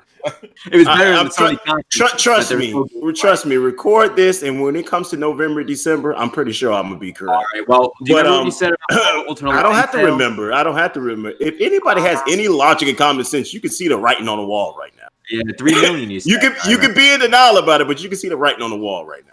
But I'm trying to see how these consoles are gonna launch. Y'all enjoy this right now. All right, Devin. You know what? Y'all enjoy this. Crossing? You think you could do this to me? What? You think you could do this to me? You're not Denzel Washington. You just live it. All right, Training Day. We got you. I love that movie. I love that movie. No, I don't know. What do we do? I don't know. What do we do? What kind of I tell him that he's wrong about Animal Crossing? I'm just trying. Look, I'm upset. We don't know how to respond right now. Because I don't understand why y'all like this damn garbage ass game. I don't. 80 hours. Listen. You got supermodels and music artists and Ellen, this is the new Wii Fit. Fire in 3 houses. Yo, Baron. Just accept it as this. This is the new Wii Fit for the Switch. Pretty much. Yeah. I'll take this type of game over that Wii Play. You know how much Wii Play sold? Oh, it came with the controller. Oh, Wii Play was. Or do you know how much some of these other weird? That was like 50 million, right? Yeah, these weird little tech demo games sold like on the that I hated on the Wii. Like those, I'll take Animal Crossing if this is the type of casual, don't do anything. I'll take this over what we got before. I mean, with that being said, Wario, these type of weirdo games. Like, I'll take Animal Crossing if this is our little weirdo games that we're getting stuff like the 51, whatever. Our Nintendo big hitter for 2020. Listen, with that being, Animal Crossing no big hitter. Shut up with that shit. With that being said, I am putting an executive order in effect as of today. If you tweet me, comment, reply me, Animal Crossing, you're getting blocked on site. Blocked on site. Bruh.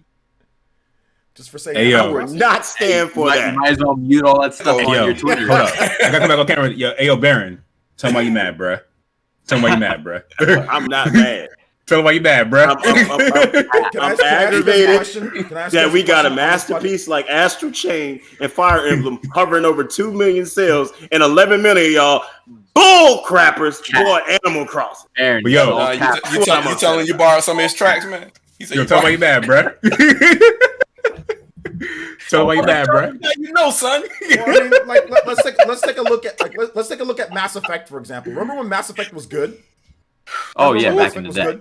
Man, yes. Mass Effect was real you guys good. remember Mass Effect was good? Mass Effect would sell like anywhere between like 3 million and 5 million in its heyday, right? Now you compare that to freaking FIFA. FIFA would sell like 20, 30 million. Mass Effect was like 10 times, a million times better in its heyday. Like Mass Effect 2 is a million times better game than any FIFA or most of the FIFA or Madden. Yet it got absolutely crushed. FIFA still sells like 5 million on the Switch, right? What's up? Even if FIFA still sells over 1 million, close to 5 million a year on the Switch, right? I don't know about 5 million. No, I don't think it sold 5, but I think it sold 1 million the first FIFA game. I think. Well, it sold over 5 million a year after the 7th generation started on PS2. Still, FIFA was that bad, and people like they didn't even update the PS2 version. Like they just added anything to the engine, and people were still buying it. So yeah, I don't know.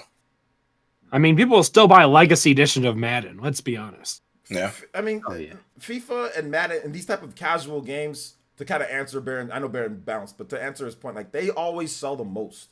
They always do the best. Like these type of casual games, because it's easy to play. People, they're known entities. A lot of these people, they don't play games like this. They're not hardcore. They're not. And a lot of people do are sports fans, and it hypes them up just for the upcoming sports season. Right, wrong, otherwise, that's what happens. Yeah. So that's pretty much it. So it is what it is. But anyway, we're gonna go ahead and move on to the next topic here, guys. I'll make sure to beat Baron up in the AEW video game. there needs to be an AEW video game. They're working on it. I'm actually I kind of don't want to talk about The Last of Us. Just because, let's not. Yeah, let's. Just, okay. Can I pose a question that's not related to the leaks? Yeah. You know what? Let me take the camera off myself just in case. Do you think that people? This is more about ethics of all games companies. Do you think if they're actively abusing the DMCA and false copy striking should be punished by the consumer? Absolutely. If you're violating the DMCA, then that's breaking the law. No, but he said by the consumer. So should people say, since you're violating people's essential like rights or like law, you're abusing and hurting people's careers. And hurting people's careers, should people take action against that? Like, should people say, you know what? Well, if they're going to do this, I'm not going to buy the game. I'm going to boycott it, or I'm not going to buy because they're literally taking down videos because of memes, not even things relating to the game. If you meme something, I think you will have to do a class action. I think that's the only way that will work out. I think you have to hire one big lawyer to collect everything together as a class action. They need somebody to scare the hell out of them. Yeah, it will have to be a class action. That's the only thing I can think of. And the thing about this that makes it like a sketchy type of topic is because I guess they're trying to claim, since it wasn't internal, they're trying to claim that it was hacking, you know? So that means it's illegal. So that means if you show the footage, that's illegal because you're showing illegal footage that was hacked. It's a bad situation regardless. If they got hacked, their security system is bad, which we know it's bad from 2011. But if it's internal, we know that all the rumors about them treating their employees like shit is true too. So they're in a bad situation either way. Can I just say Prince of Persia was on YouTube for 8 years, a new Prince of Persia game. So there was footage of a game that no one knew about out there. So this is a thing that happens. It's just that, like you all said, Naughty Dog's going for people. Yeah, they're just going for them. They're gunning. I just find so weird is everyone's acting like it doesn't matter if Naughty Dog's doing this. When it matters when Nintendo did it. But when Microsoft does it, when everyone else does it, it's wrong.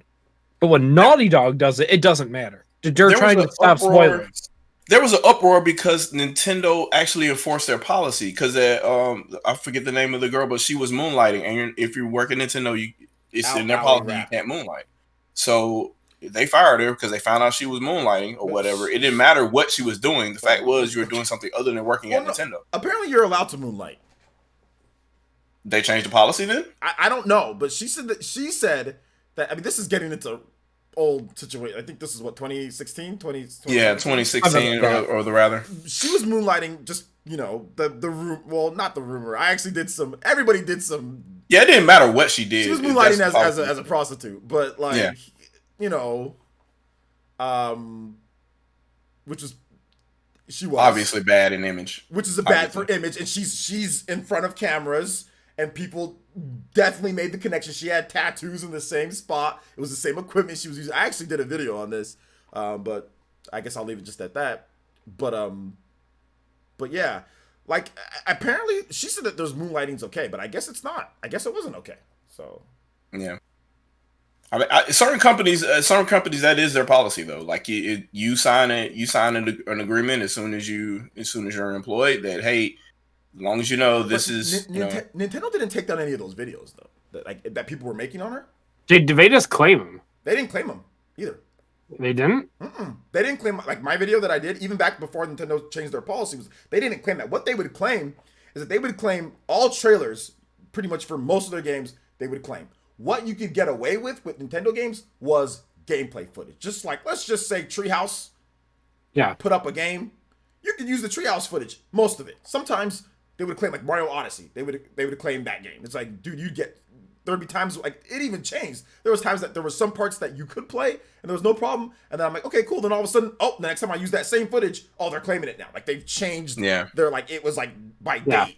You know, but like games like, for example, like, let's talk about some 2017 games. So like games like Fire Emblem Warriors, or games like Splatoon 2, I could use all the Treehouse footage I want. Or games like Legend of Zelda Breath of the Wild, you know, games like that were in that first year. Like, if you use the trailer for those games, like, you were getting claimed. You know, you were getting not striked, not taken down, just claimed. But if you were, but other games, there wouldn't be any problem. Like, certain games, there wouldn't be any problem at all. But they would do that with some games, like, even like ARMS, and then they just decided to change their policy out of nowhere. They're just like, all right, yep, you guys are all good. And everyone was just like, wait, what? Like, they did it Nintendo way possible, out of nowhere. Yeah, they try to take it from you a different way. Yeah, out of nowhere. But I never actually got there was one time Nintendo's never striked my channel. Sony's striked my channel before. I think Microsoft's very rare on that. Microsoft's the best out of the big three. Ubisoft did. I remember that. Yeah, Ubisoft did, but Ubisoft, they're idiots. They're unknowingly striking people like, oh, whoops, like they're idiots, and then they don't even. It's like the guy that says, "Yeah, I'll stop that," then he forgets to fix it. Yeah, exactly. It's like he mashes his hand on the keyboard, like, oh. Yeah, exactly.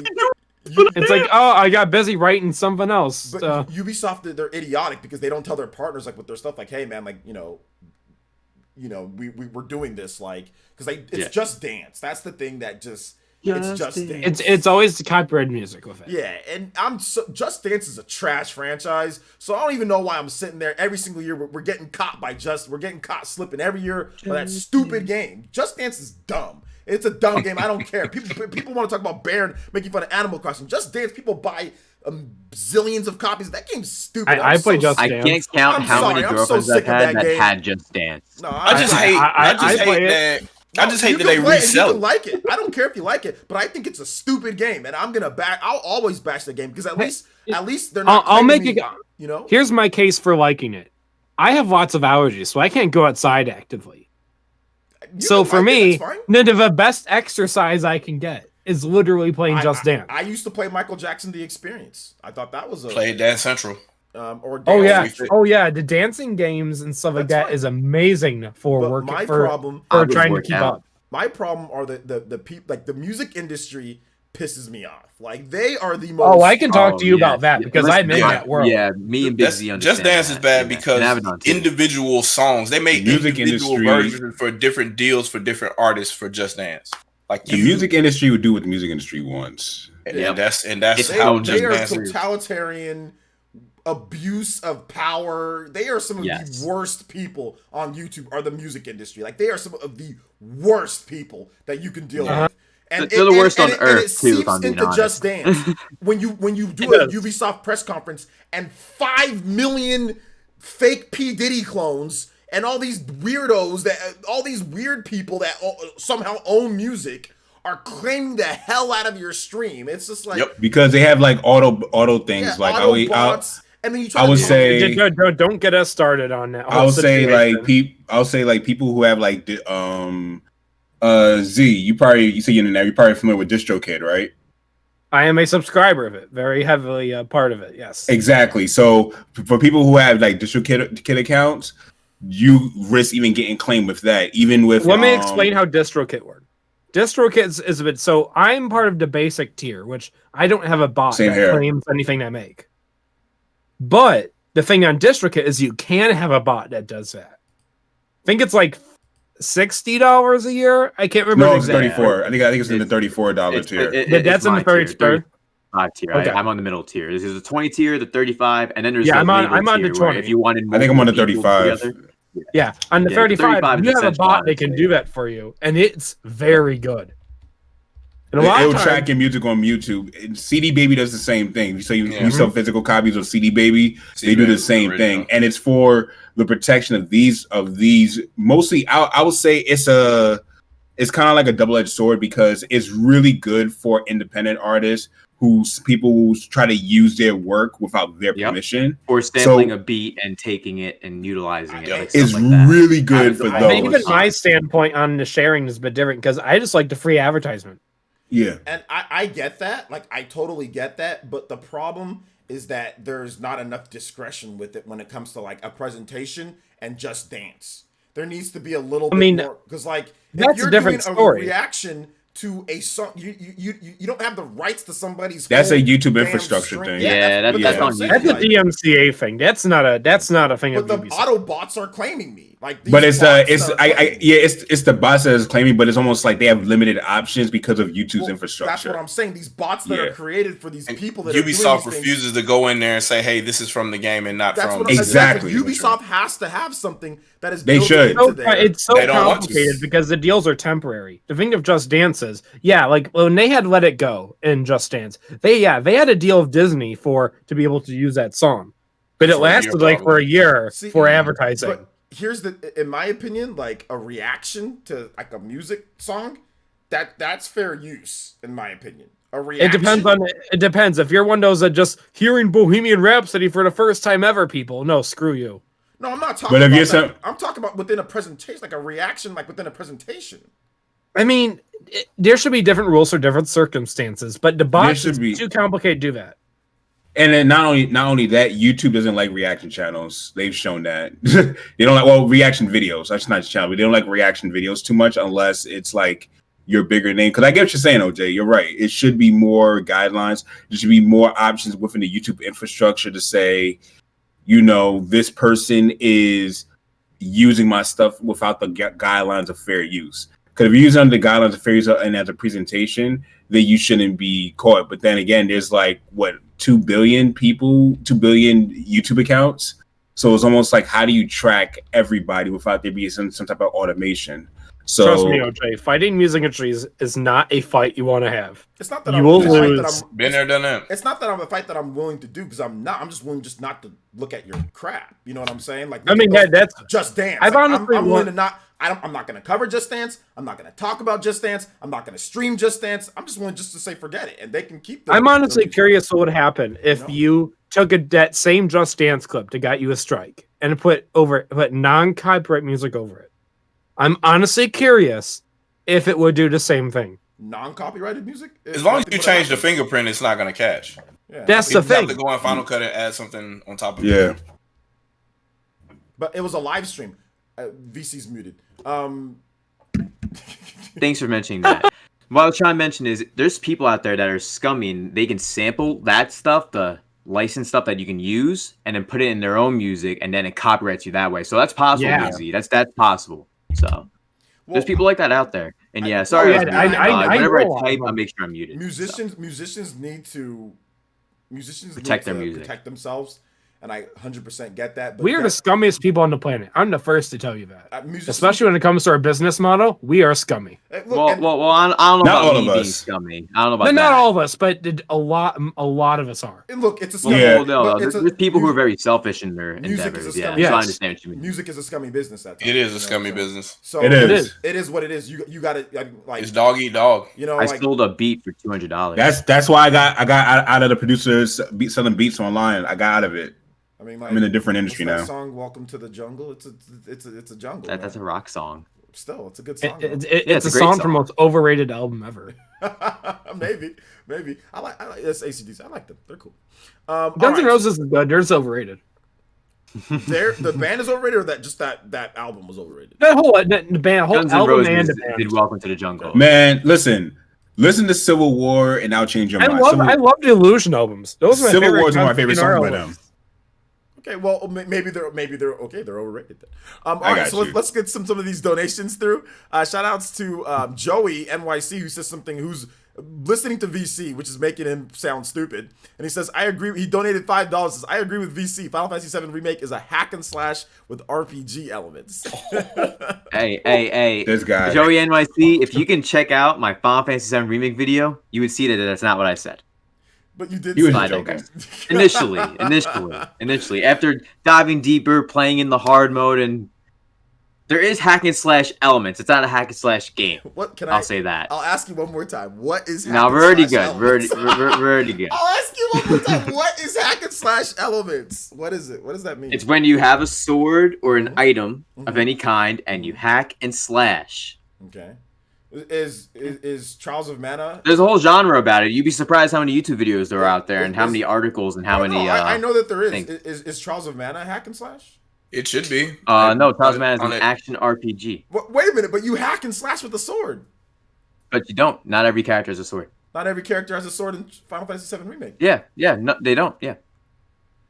So punching with teeth is hack and slash. So is Trials of Mana hack and slash or not? At this point, Crash Trilogy is almost a hack and slash. You spin around and hack people with your arms. Yeah, Crash is my favorite hack and slash. VC, no. Is it a spin? You almost got away from it. You almost got you was almost free. You was almost free. Hey, listen. You was almost free this week. You know me. You was doing so good. I never accept the L. I never. I always like to make some comedy. You don't accept. Hold up, VC. You don't accept the bills that come in every month. You still got to pay for it. So hey. If you guys watch the Final Fantasy VII Remake video, the review, you guys would understand. I watched. I know we're just joking. It was good. It was a great review. They said that Tifa when you use Tifa, it's a beat up. It turns into a beat 'em up when you use Tifa. Oh yeah. I told her. I said it becomes an Only Hands game, and I use Only Hands as my. I called it Only Hands. Only Hands. And I used. I did a Photoshop of the Only Hands logo, and I put it over it. Visa, MasterCard, food stamps. Yeah. Shout outs to Aram with the $5 and the biggest L taken on the PE Podcast Award goes to Baron LMN. Oh yeah, definitely. Yeah, definitely. Yeah, he took it, dude. That was a vicious that was a vicious L. That was like off the top turnbuckle. You know what I'm saying? Like off like Hell in the Cell when Shane O'Mac would like jump off of the top of the. When Shane did that to Undertaker recently, it really bothered me that you saw Michael Cole reading from a script. Oh yeah, now. But dude, that was amazing. Like that, you know how scary that is. Hey Shane McMahon is Shane McMahon is fucking insane. That's why he's dedicated anyway. When I tell people that wrestling it's fake but it's real, they laugh at me. But it is. Wrestling is scripted, not fake. It's both. Scripted. It's both. It's scripted, but it's very real. And sometimes it's not scripted because they go off the vibe of the audience. So Rey Mysterio killed a man wrestling. That's not in the script. But even like do you remember like the match between what was it the ladder match or whatever it was between Shawn Michaels and Razor Ramon? Like they literally threw the ladder and they were hitting him with like full. Like, and they did it and they're doing it like head first too. Yeah. Yep. And that was one of the first of its kind too at that time. I'm gonna tell you right now. As a kid, I went to school the next day saying wrestling is real when I saw Undertaker throw Mankind off the cell. I was like, Mankind takes those L's for real though. He's a true champion. He took those chair shots. He took Mick Foley is the man. Yeah. He cuts himself. He does whatever you need. He does it. Yeah, man. Like he made it look. He was paid. Mick Foley made Triple H the man he is today. Yeah, but he was paid. He did for it. Mick Foley of course, a very rich man for his sacrifices that he's made. It's crazy. Yeah. It's crazy though. But you see Triple H now. Triple H look like over this pandemic. He looked like he aged like 10, 15 years. Hey, don't hate on my man Triple H. He's the best of all time. He's an executive though for a multi-billion-dollar company. He created a whole promotion. That will age you right there. I'll tell you that right now. Dealing with business that will age you a lot. Too much stress, man. Way too much stress. Way too much stress. And he has Motorhead as his theme song. That's why Jay Cutler is trying to live his best life right now. And he had to get a divorce from his wife. I don't know if y'all saw that on Twitter or not. That's a whole nother situation. You know how that goes. Did you see that, Shadow? Yeah, I mean... She said that he's lazy and unmotivated. Yo, let me ask you guys a question. Everybody here in the chat. Everybody here. If you made $133 million over the course of 15 years in the NFL and got type 1 diabetes and you have 3 kids, Would you not want to go home, play with your kids, and be on your farm and be lazy as hell? Home. And wait, he's played for what? Three different teams now? Three?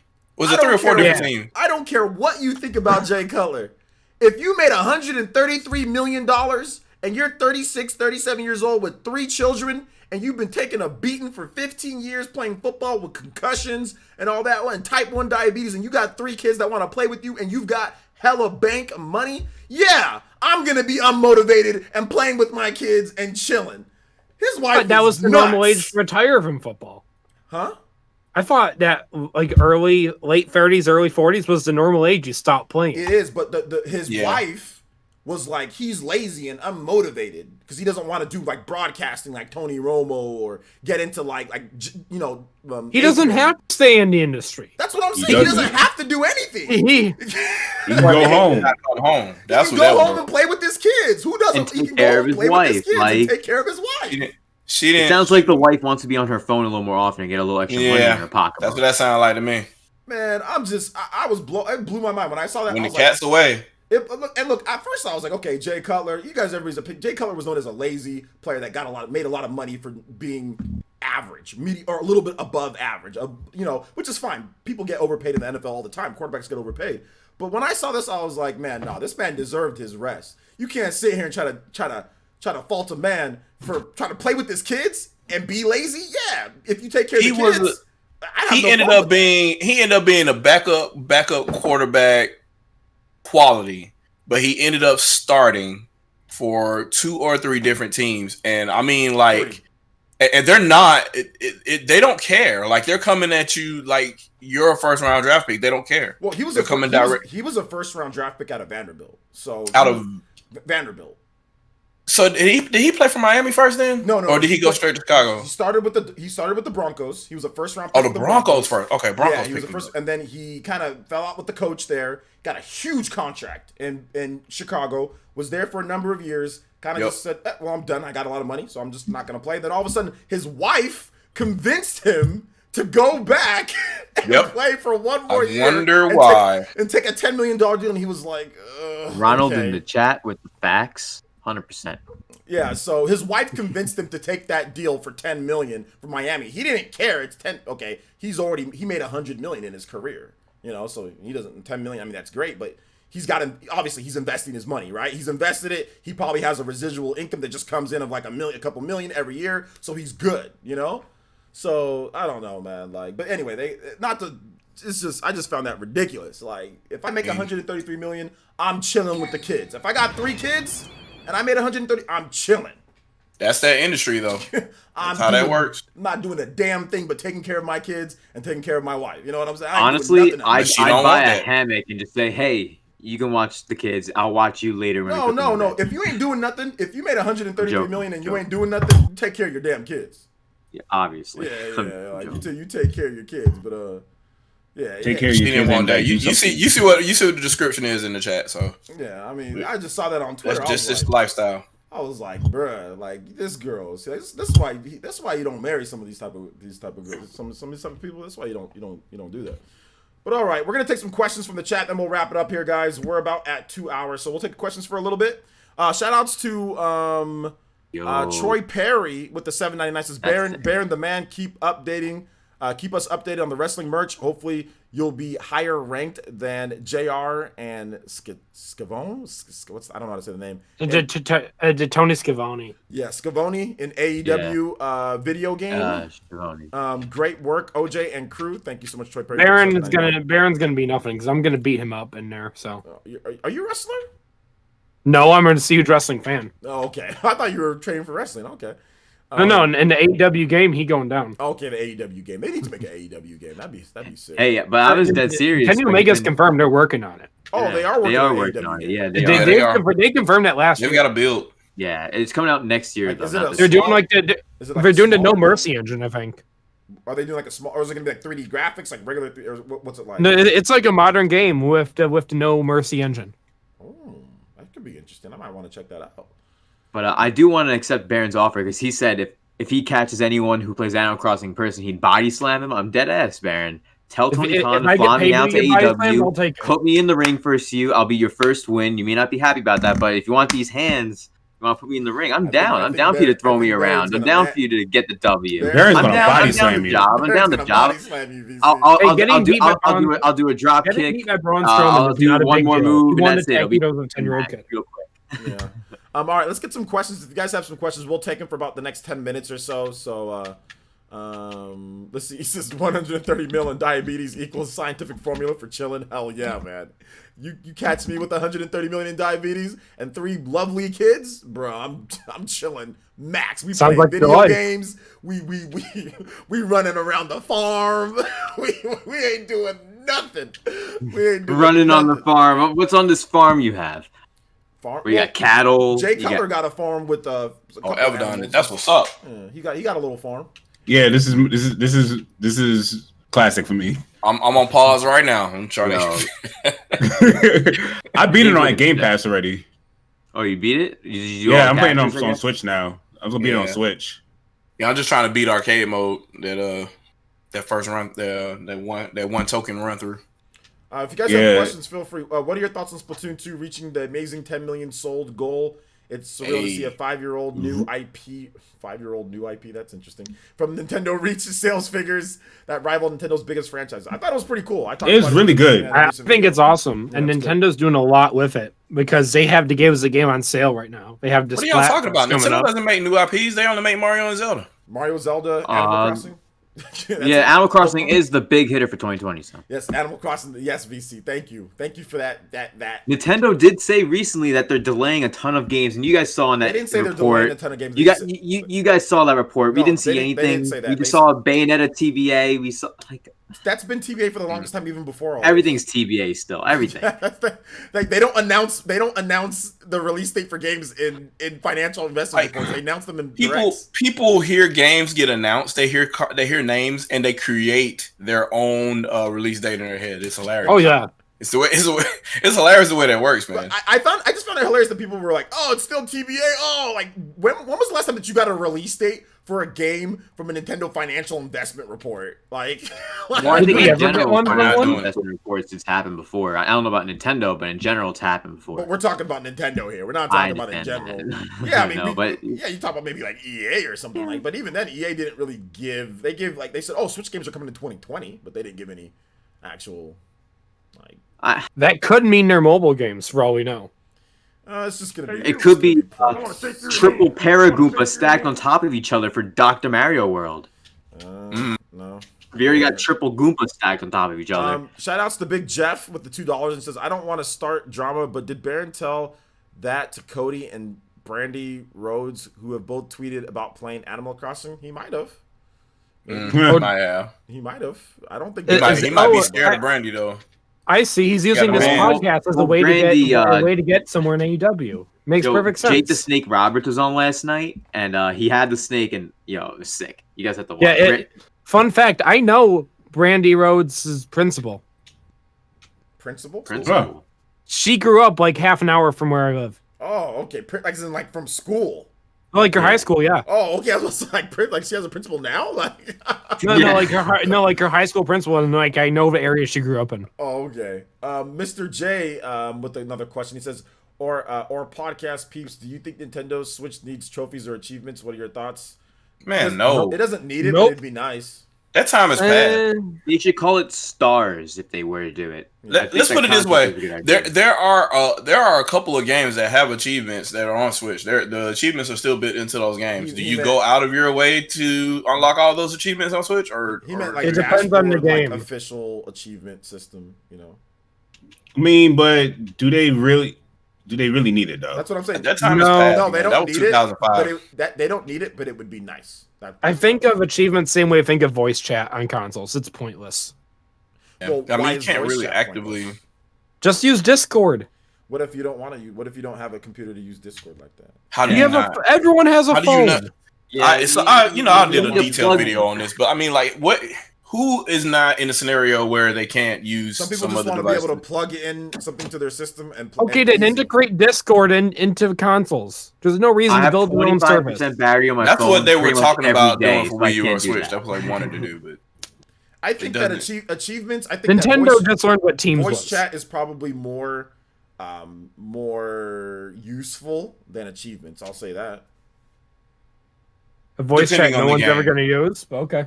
But we've already tried. Like, it doesn't really work in Splatoon. You don't have enough time. It's more useful. Like, for example, like if you're playing Fortnite, you can just, like, if you're playing portable, you can just plug in your headphones, and Fortnite, all of a sudden, it works voice chat right there. Yeah, and it's right. You can just use your phone voice chat. Fortnite. That's the first problem. The second problem is the quality of the voice chat is absolutely horrible. Does it need to be good, though, in a console voice chat? What? Does it need to be good, though? It's like a phone call. But that's why Discord is, that's what's hilarious to me. And what I don't understand is people want to have this voice chat to talk to random people on the internet. Yeah. And they have the device to do it sitting in their lap the whole time. Nobody will sit here and tell me that they don't have their cell phone on them 24/7. So you're going to sit. Here's the reason why Nintendo's not getting super killed over this. What you guys' points are, most people don't give a damn. That's the reason why they're not getting. That's the reason why it's not like, oh my gosh, this is the biggest issue. We're not gonna buy the system because most people don't care. They're just there to play the games. But even most local people, they have a solution. Would it be nice to have all this stuff? Absolutely. Should Nintendo add it? Sure, why not? But the question was, do they need it? No, they don't need to. But it would be nice. That's essentially what it comes down to. So let's move on to the next question. Let's see here. Jube says, okay, no, you guys are still talking about that. Any other regular questions? Let me see. Calzo versus, I get Baron roasting Pokemon because they could try it harder, but said, what's the point? We get paid regardless. But why does Baron not like Animal Crossing? I don't know. Okay, he's just... he thinks the game's boring. Well, that person makes a good point, though, because at least with Animal Crossing, they've improved on the formula. They added the crafting. They added a ton of different stuff to improve the game. Pokemon Sword and Shield didn't, but still sold a lot. So I understand that person's perspective. Well, that's just the brand of Pokemon. Oh yeah, it just keeps getting worse every year. I'm done. I'm done now.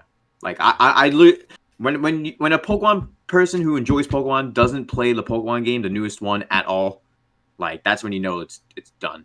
So I think at some point though, everybody, Pokemon fans, yourself included, you guys are so opinionated on what's good and what's not good. Oh yeah, everyone has diverse opinions. So the game sells. Everyone has a different opinion. Yeah, the game sells, and then automatically you guys attack the people who buy the game because they don't believe what you believe in. And I think that's the biggest problem with the Pokemon fan base in general. Nobody can like something. If you like it, then the other person says, "Well, I hate that about the game."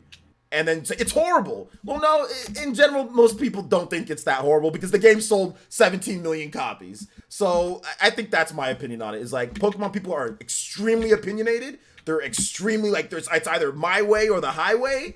And when something still does that way, they get upset. Like just like Baron and just like you and like many other hardcore certain people online got really upset. Oh well, at this point, Pokemon is never gonna be what it's gonna always. Yeah, and it's always worse than Call of Duty. That's something I've always said. It's never going to be what everyone wants it to be. So if you hate it at this point, if it's the most horrible thing, it's going to keep. Feel free to go away from the franchise. Heck, everybody that bought the franchise, I'm done with the franchise. Yeah, back in the day, doesn't buy the franchise now. Pokemon Red and Blue sold 31 million copies. Not everybody that bought it back then play it now. So yeah, right after Gen 2, like it dipped immediately for Gen 3, like immediately. So there was a comment in the chat that was referring to the last question. And they were talking about the achievement thing. They're saying, hey, how do you know that you 100% a game if you don't have the achievements? The achievements don't dictate the game either. So you can have all the achievements in the game. That doesn't mean you found everything in the game. Well, so there's Easter eggs. There's tons of other things that you could do in a game. And mods. Well, and mods as well. The highest combo count. All kind of things you could do in the game that achievements have nothing to do with. So I would never use those as a measure. Here's the reason why I don't like that comment necessarily. Most Switch games, just in general, even before Switch, they have built-in achievements. If there's things that you want, like all of them, like Astral Chain, Smash Brothers, Super Mario Odyssey, like all these games have built-in achievements. So if you want to check on everything, they're there, and some of them even pop up as you get them as you play. Yeah. So most games, if you want to get everything, or if you want to have some type of sense of accomplishment, they all have built-in achievement systems anyway. It's just not uniform. People just love participation trophies. Like, oh, I did that. I want to be rewarded with an achievement instead of the fact that you did it. You know what I mean? But then there's stuff that's not even in that you can do that expounds upon the game as well that isn't even documented because that's an extension of stuff that they decided not to add to the database for the game.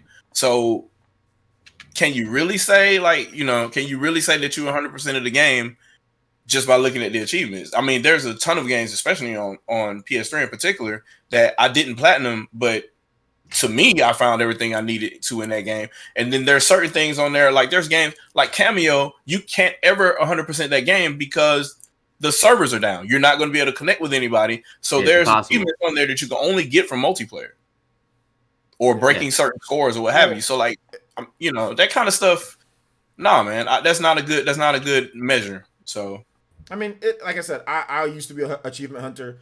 And then you have a child, and then you have bills, and then you have work, and then you have all this, and then you end up realizing that this is stupid. At the end of the day, like being an achievement hunter is probably something that you don't want to do. And I get it for the games, certain games, like I get that, and I know people want to do certain things. But for me, I've always worried about playing the game, and if the game is addictive, I didn't get addicted to Final Fantasy VII Remake because of the achievements. I don't care about Final Fantasy VII Remake's achievements. I got addicted to the gameplay just because I thought it was fun. The gameplay is so fun. The gameplay's fun. Same thing with Trials of Mana. I don't care about the achievements. I don't care about this and that. You beat Trials of Mana yet? Not yet. I'm pretty close though. Pretty close. Cool. I'll probably have it beat this. I'm thinking about getting Trials of Mana. Not sure. End game content's worth it. I'll say that much. Content wise, totally at this point, just wait till because it'll be discounted by summer. Oh yeah. The Trials of Mana? Yeah, it's gonna be discounted. Yeah. PS4 version for sure will be discounted. I don't know about the Switch version, but PS4 version will for sure. Switch version not. I mean, the Steam version I can always get for cheap on G2A. Steam version will be. Oh man, that might be can discounted tomorrow. Can I give you guys a quick thing about Steam? Something that I learned real fast. I actually make a video on this. You can actually play Streets of Rage for four players online with Steam if you use the Steam Remote Play. Yeah, I know. It's Steam Remote Play is amazing. If you use Steam Remote Play, you can actually play 4 players online.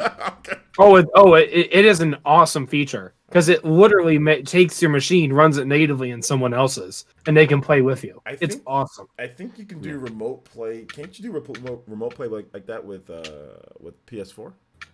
Not in the same way. Share play, but it's not as good. You can't send it to another person that doesn't have the game. It's not the same. Okay. Yeah. All right. Well, let me see if there's any other questions. Some people talk about achievements make you go out of the way. They do make you go out of the way. Like it's not a lot of the achievements are natural. Like they make you do stupid things. Like in Fallout, I remember Fallout New Vegas. They make you die, like beat crap on purpose. Like you have to have this much damage done to you, and in order to get that much damage, if you're anywhat competent at the game, there's no way that you're gonna get that much damage in a playthrough. Or even if you do all the you have to literally hurt yourself, unless you're the crappiest Fallout player ever of all time. Which I was good in Fallout. Fallout 3, I 100% did Fallout 3. And all the DLC for Fallout 3. Love that game. I 100% did it. New Vegas comes out, and I'm like, what the hell is this? Like, this is they do that in fighting games, too, where they want you to get the worst rank as well as the best rank. Dude, that's annoying. Yeah, that is super. I remember there was this one... Fallout 2, best Fallout.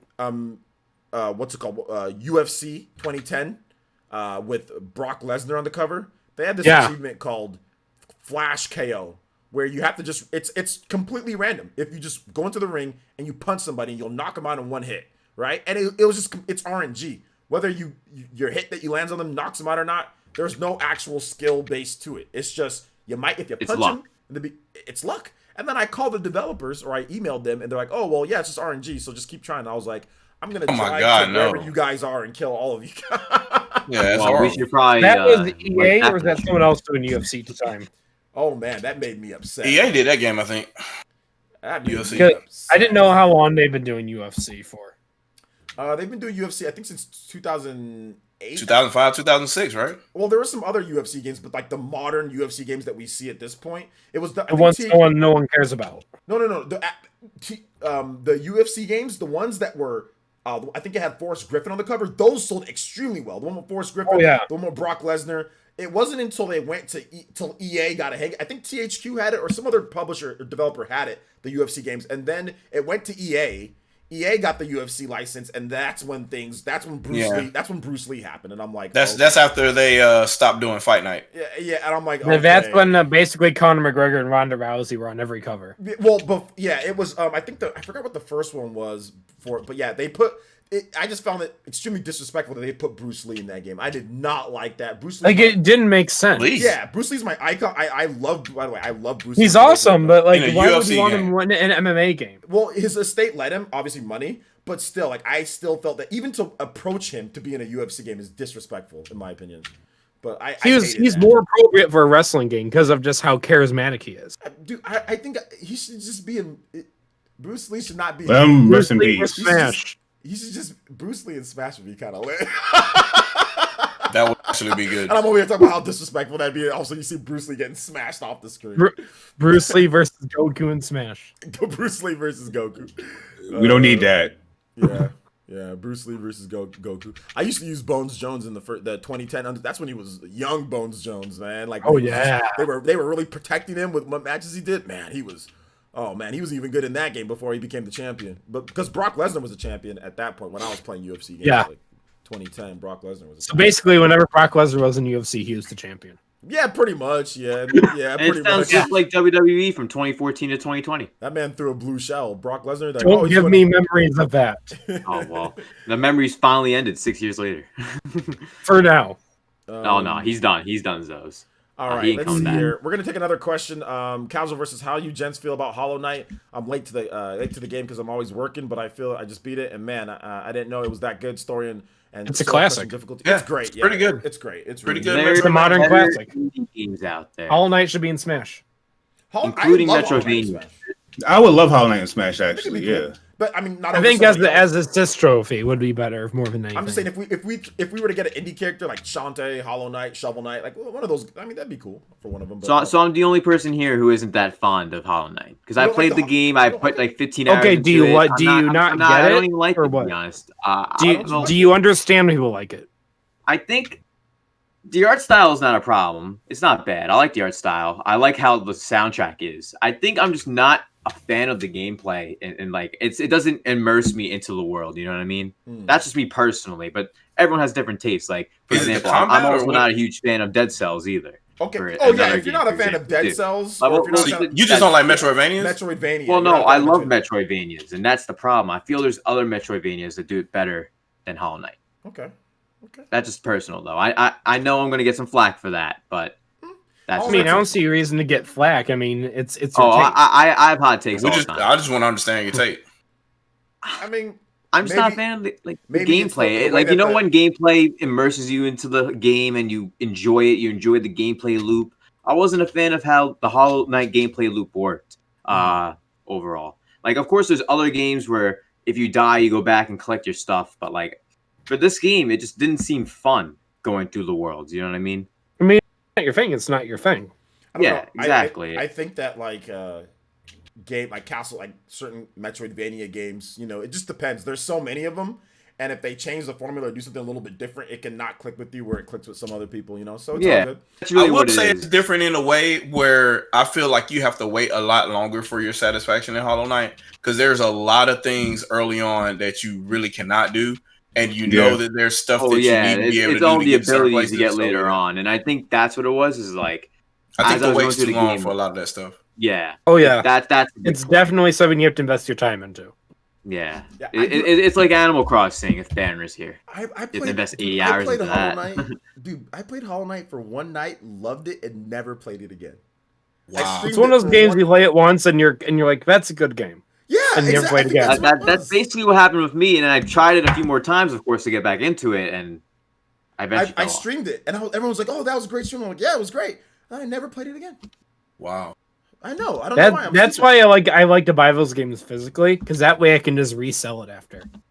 Well, I mean, I bought it on it was on sales, a discount, like a little eShop sale, you know. So, but you can't resell that.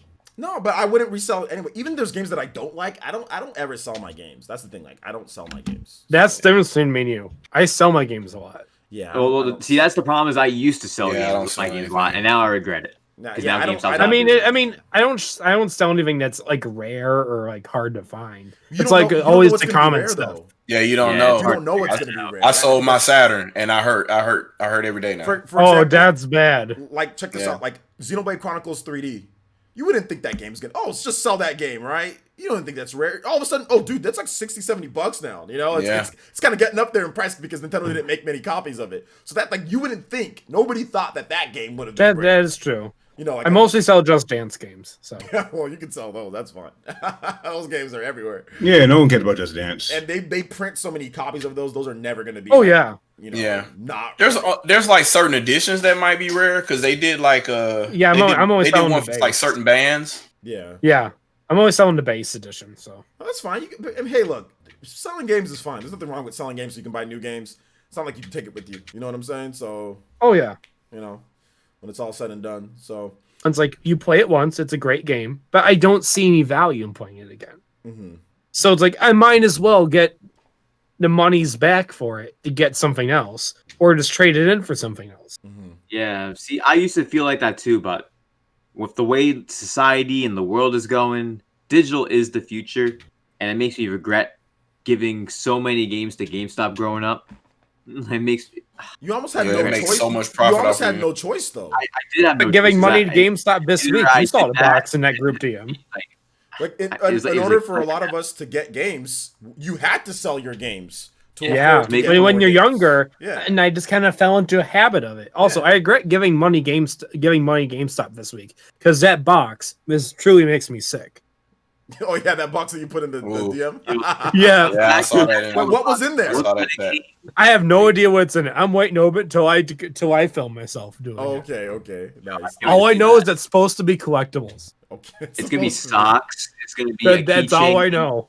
Going to be stuff like that. You're not going to see even a $2 video game in there. You're not even going to see. Well, supposedly, it's a $99 value for $35. So here's what. Okay, so recently, Doc Trey, who's a friend of all of ours here, he got his house. Everybody feels bad for him. He got his house burglarized. We thought about doing GoFundMe, but he said no, don't do it. Because he said that he has homeowners insurance, so he just said don't worry about it. But Deadlock mentioned that to okay, well, if you get robbed, see, here's the thing about it, guys. Let me tell you something right now. The best investment when you get, even if it's an apartment, whatever, is getting home security. If you get home security, these type of things are not going to happen. So let me just give you guys some advice. I'm not knocking Doc Trey. What I'm saying is this. When you buy a house, I don't care where you live. You live in the best neighborhood. You get cameras. You get those ADT cameras. You put that up on the I guarantee you. Get the Ring doorbell and you'll see the person too. Get the Ring doorbell, get the alarms, pay for it. Because if you pay for that, it will protect your stuff. Unless it's an inside job and somebody knows the code and disarms it or something like that. Which most of the time it's not an inside job. It's somebody that's breaking into your house to steal your stuff. It's some random person usually. Yeah. I have had sometimes mainly maybe a neighbor who's been watching your movements. And I've had people that watch my movements, right? And I have my camera, and as soon as I can see them in my camera system, they come up, they're like, oh snap, they see the little things they're looking at, and they take off. They don't even try because my house is, I've got that front and back, side and side. Windows. That goes right to my phone. If I'm not away, I can see you. And I can talk to them like, hey man, might want to back up, pay for it. So that's the thing that I would say. I'll say this too. If you have the means, create yourself a virtual machine specifically to capture the video as it's coming in. So you have your own physical copies of the video. I already have 10 virtual machines on his laptop. So yeah, I make sure that I copy all the feeds as they come in, because Ring or who have you or whatever, that's just going to the cloud and you really don't have any control over that. It only saves it like 30 days, right?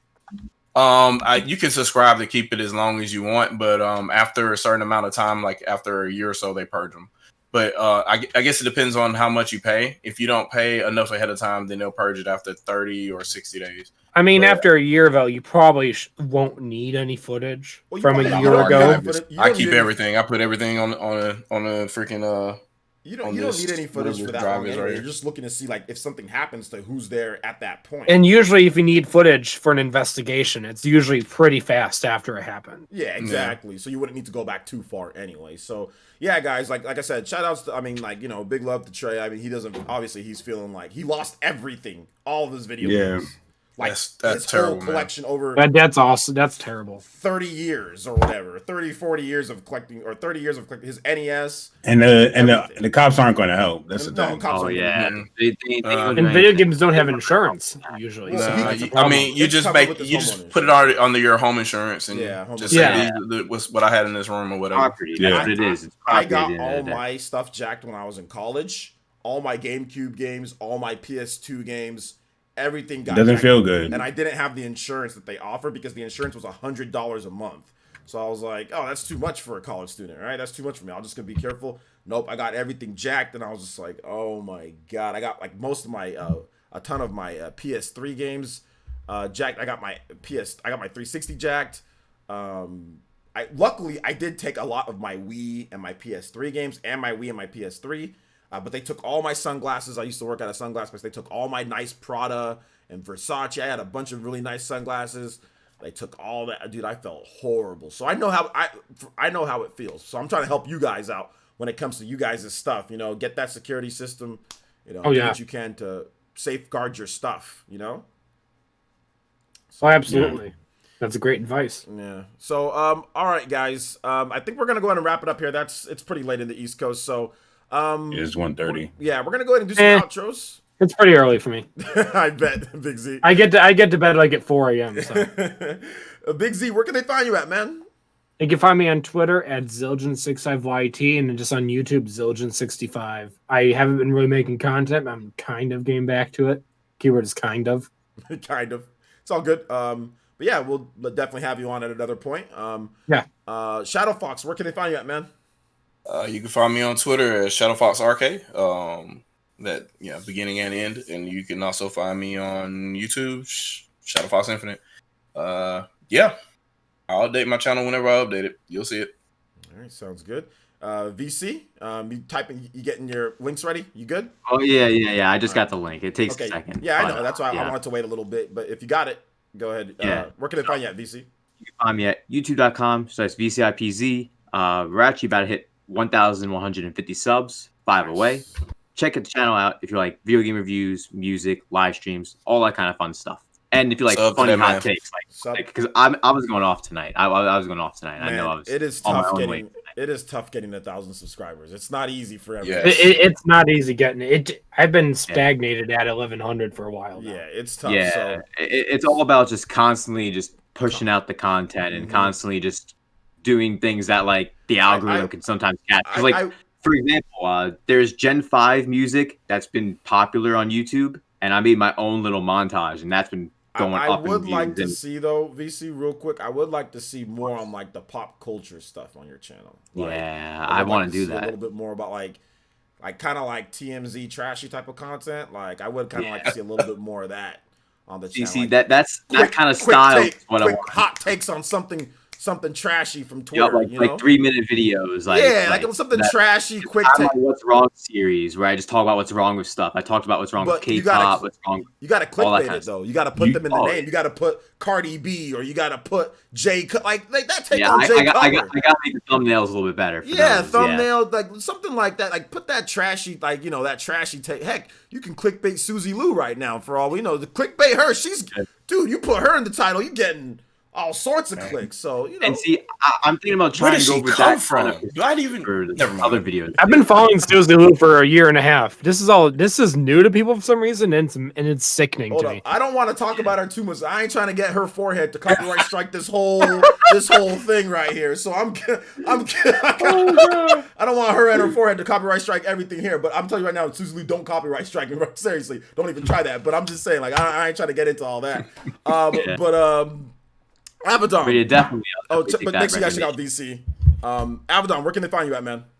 You guys can find me at youtube.com/AbaddonSmith and also youtube.com/Beats for Breakfast. Tomorrow we have a new episode for Beats for Breakfast, as always. But tomorrow we have the 100th episode of the Chill Cast, so that is a huge celebration. So I usually put the Beats for Breakfast channel, but go ahead and follow the Abaddon Smith channel. OJ will be one of the guests there tomorrow. It's gonna be a big show. It's gonna be a big show tomorrow. You just want to be there. I'm not gonna say anything. You just probably want to be there tomorrow. Yes, it's gonna be a lot going on tomorrow. I will be there. Okay, guys. Tomorrow for my channel. Tomorrow morning, Xenoblade Chronicles reactions are back, baby. I got a reaction for you guys. So that'll be up tomorrow morning at 6 a.m. Check it out for the new overview trailer. So check that out. Tomorrow I'll also be a guest on Abaddon's podcast, and I'll also be a guest on Review Tech's podcast. Plus, we're gonna have OJ live. So there's gonna be So much content. You're gonna be a busy man. Yeah, it's gonna be busy. But like I told Avatar, I was like, no, I don't need any sleep. Avatar was like, you can get some. I'm like, no sleep, baby. No sleep. Not with these CPMs. No life in YouTube. Not with these CPMs. If you sleep, bro, you snooze, you lose. Man, I saw that screenshot. That was horrible. Oh man. Jeez. Oh yeah. That is murder. When people, I put up that little joke saying, "Oh, I have $3 from Patrick." Like people thought I was like, "Oh, a good one, OJ." I'm like, "No, one of my videos made $3." Oh my god. CPM is like ridiculous these days. Ridiculous, man. It was But $3. at the same time though, that's why you guys been on the Chillcast. I've been talking about diversify your income if you're a content creator. Oh, yeah. I've been saying that for the past few months. Multiple routes. It's gotta be one route for YouTube, one route for merch, one route for this, one route for that. You gotta have multiple ways of income, especially with the society now. Everyone's inside. Listen. If there's anything I would do, it would probably be merch. I'm thinking. I don't know about you guys. I'm trying to make YouTube the side hustle and my own gig the main hustle outside of that, because YouTube could close tomorrow and that's it. I'm out. Yep. So I'm looking out for the. If YouTube closed tomorrow, I would just pack up and take my show somewhere else, Twitch, or just take it somewhere else, and I would just PlayerEssence.com, your own website too. I could bring back the Streamlabs website and just get a different video player and say, hey, everybody, I would have to be forced to use like TikTok and Instagram and all that stuff now, but I would just get TikTok, Instagram, all this other stuff. It's like, this is where my show is. You know what I'm saying? This is what I'm doing now. Y'all come OJ in. OnlyFans. Yeah, OJ. I know someone in the chat wants to see my OnlyFans if I had one. Hey, well, we'll not Stop talk that. We'll not talk about Stop that. So, all right, guys. Thank you for the viewership tonight. We peaked at like 400 something. We had 300. Let's go. 400 pretty much the whole night. Was 400 people plus, so we're definitely getting bigger and bigger. So thank you guys so much for the support. I do appreciate you guys. Donations, guys. Thank you. And we will make sure you guys check out everybody's channel from here. And we will see you guys tomorrow morning, bright and early, 6 a.m., 9 a.m. Eastern. Xenoblade Chronicles on the channel. And remember, guys, I got a special stream on Saturday for you guys. More details tomorrow in a video with my boy Barber. So we're going to be doing some really cool stuff for you. If you like Persona, make sure you've got 12 o'clock Eastern, 12 p.m. Eastern, ready to go on Saturday. So that will be when it starts. Look out for that, guys. I got some pretty cool stuff planned for you guys on Saturday morning, my time, East Coast boys. That'll be 12 p.m. So we're going to have a lot of fun this week and all of that. So thank you guys so much for watching. I appreciate it. And we'll see you guys for the next one. Bye. Peace. Animal Crossing sold 13 million. Hashtag Baron's a bum. Where's that? Hey, you got that L for Baron? You got another? I'm sorry. I think it's right here. My bad. Yeah, everybody, we got everybody that. hold up that L for Baron. Yo, we got that. We got that. Hold up that L. Hashtag we got that. Hashtag Animal Crossing game.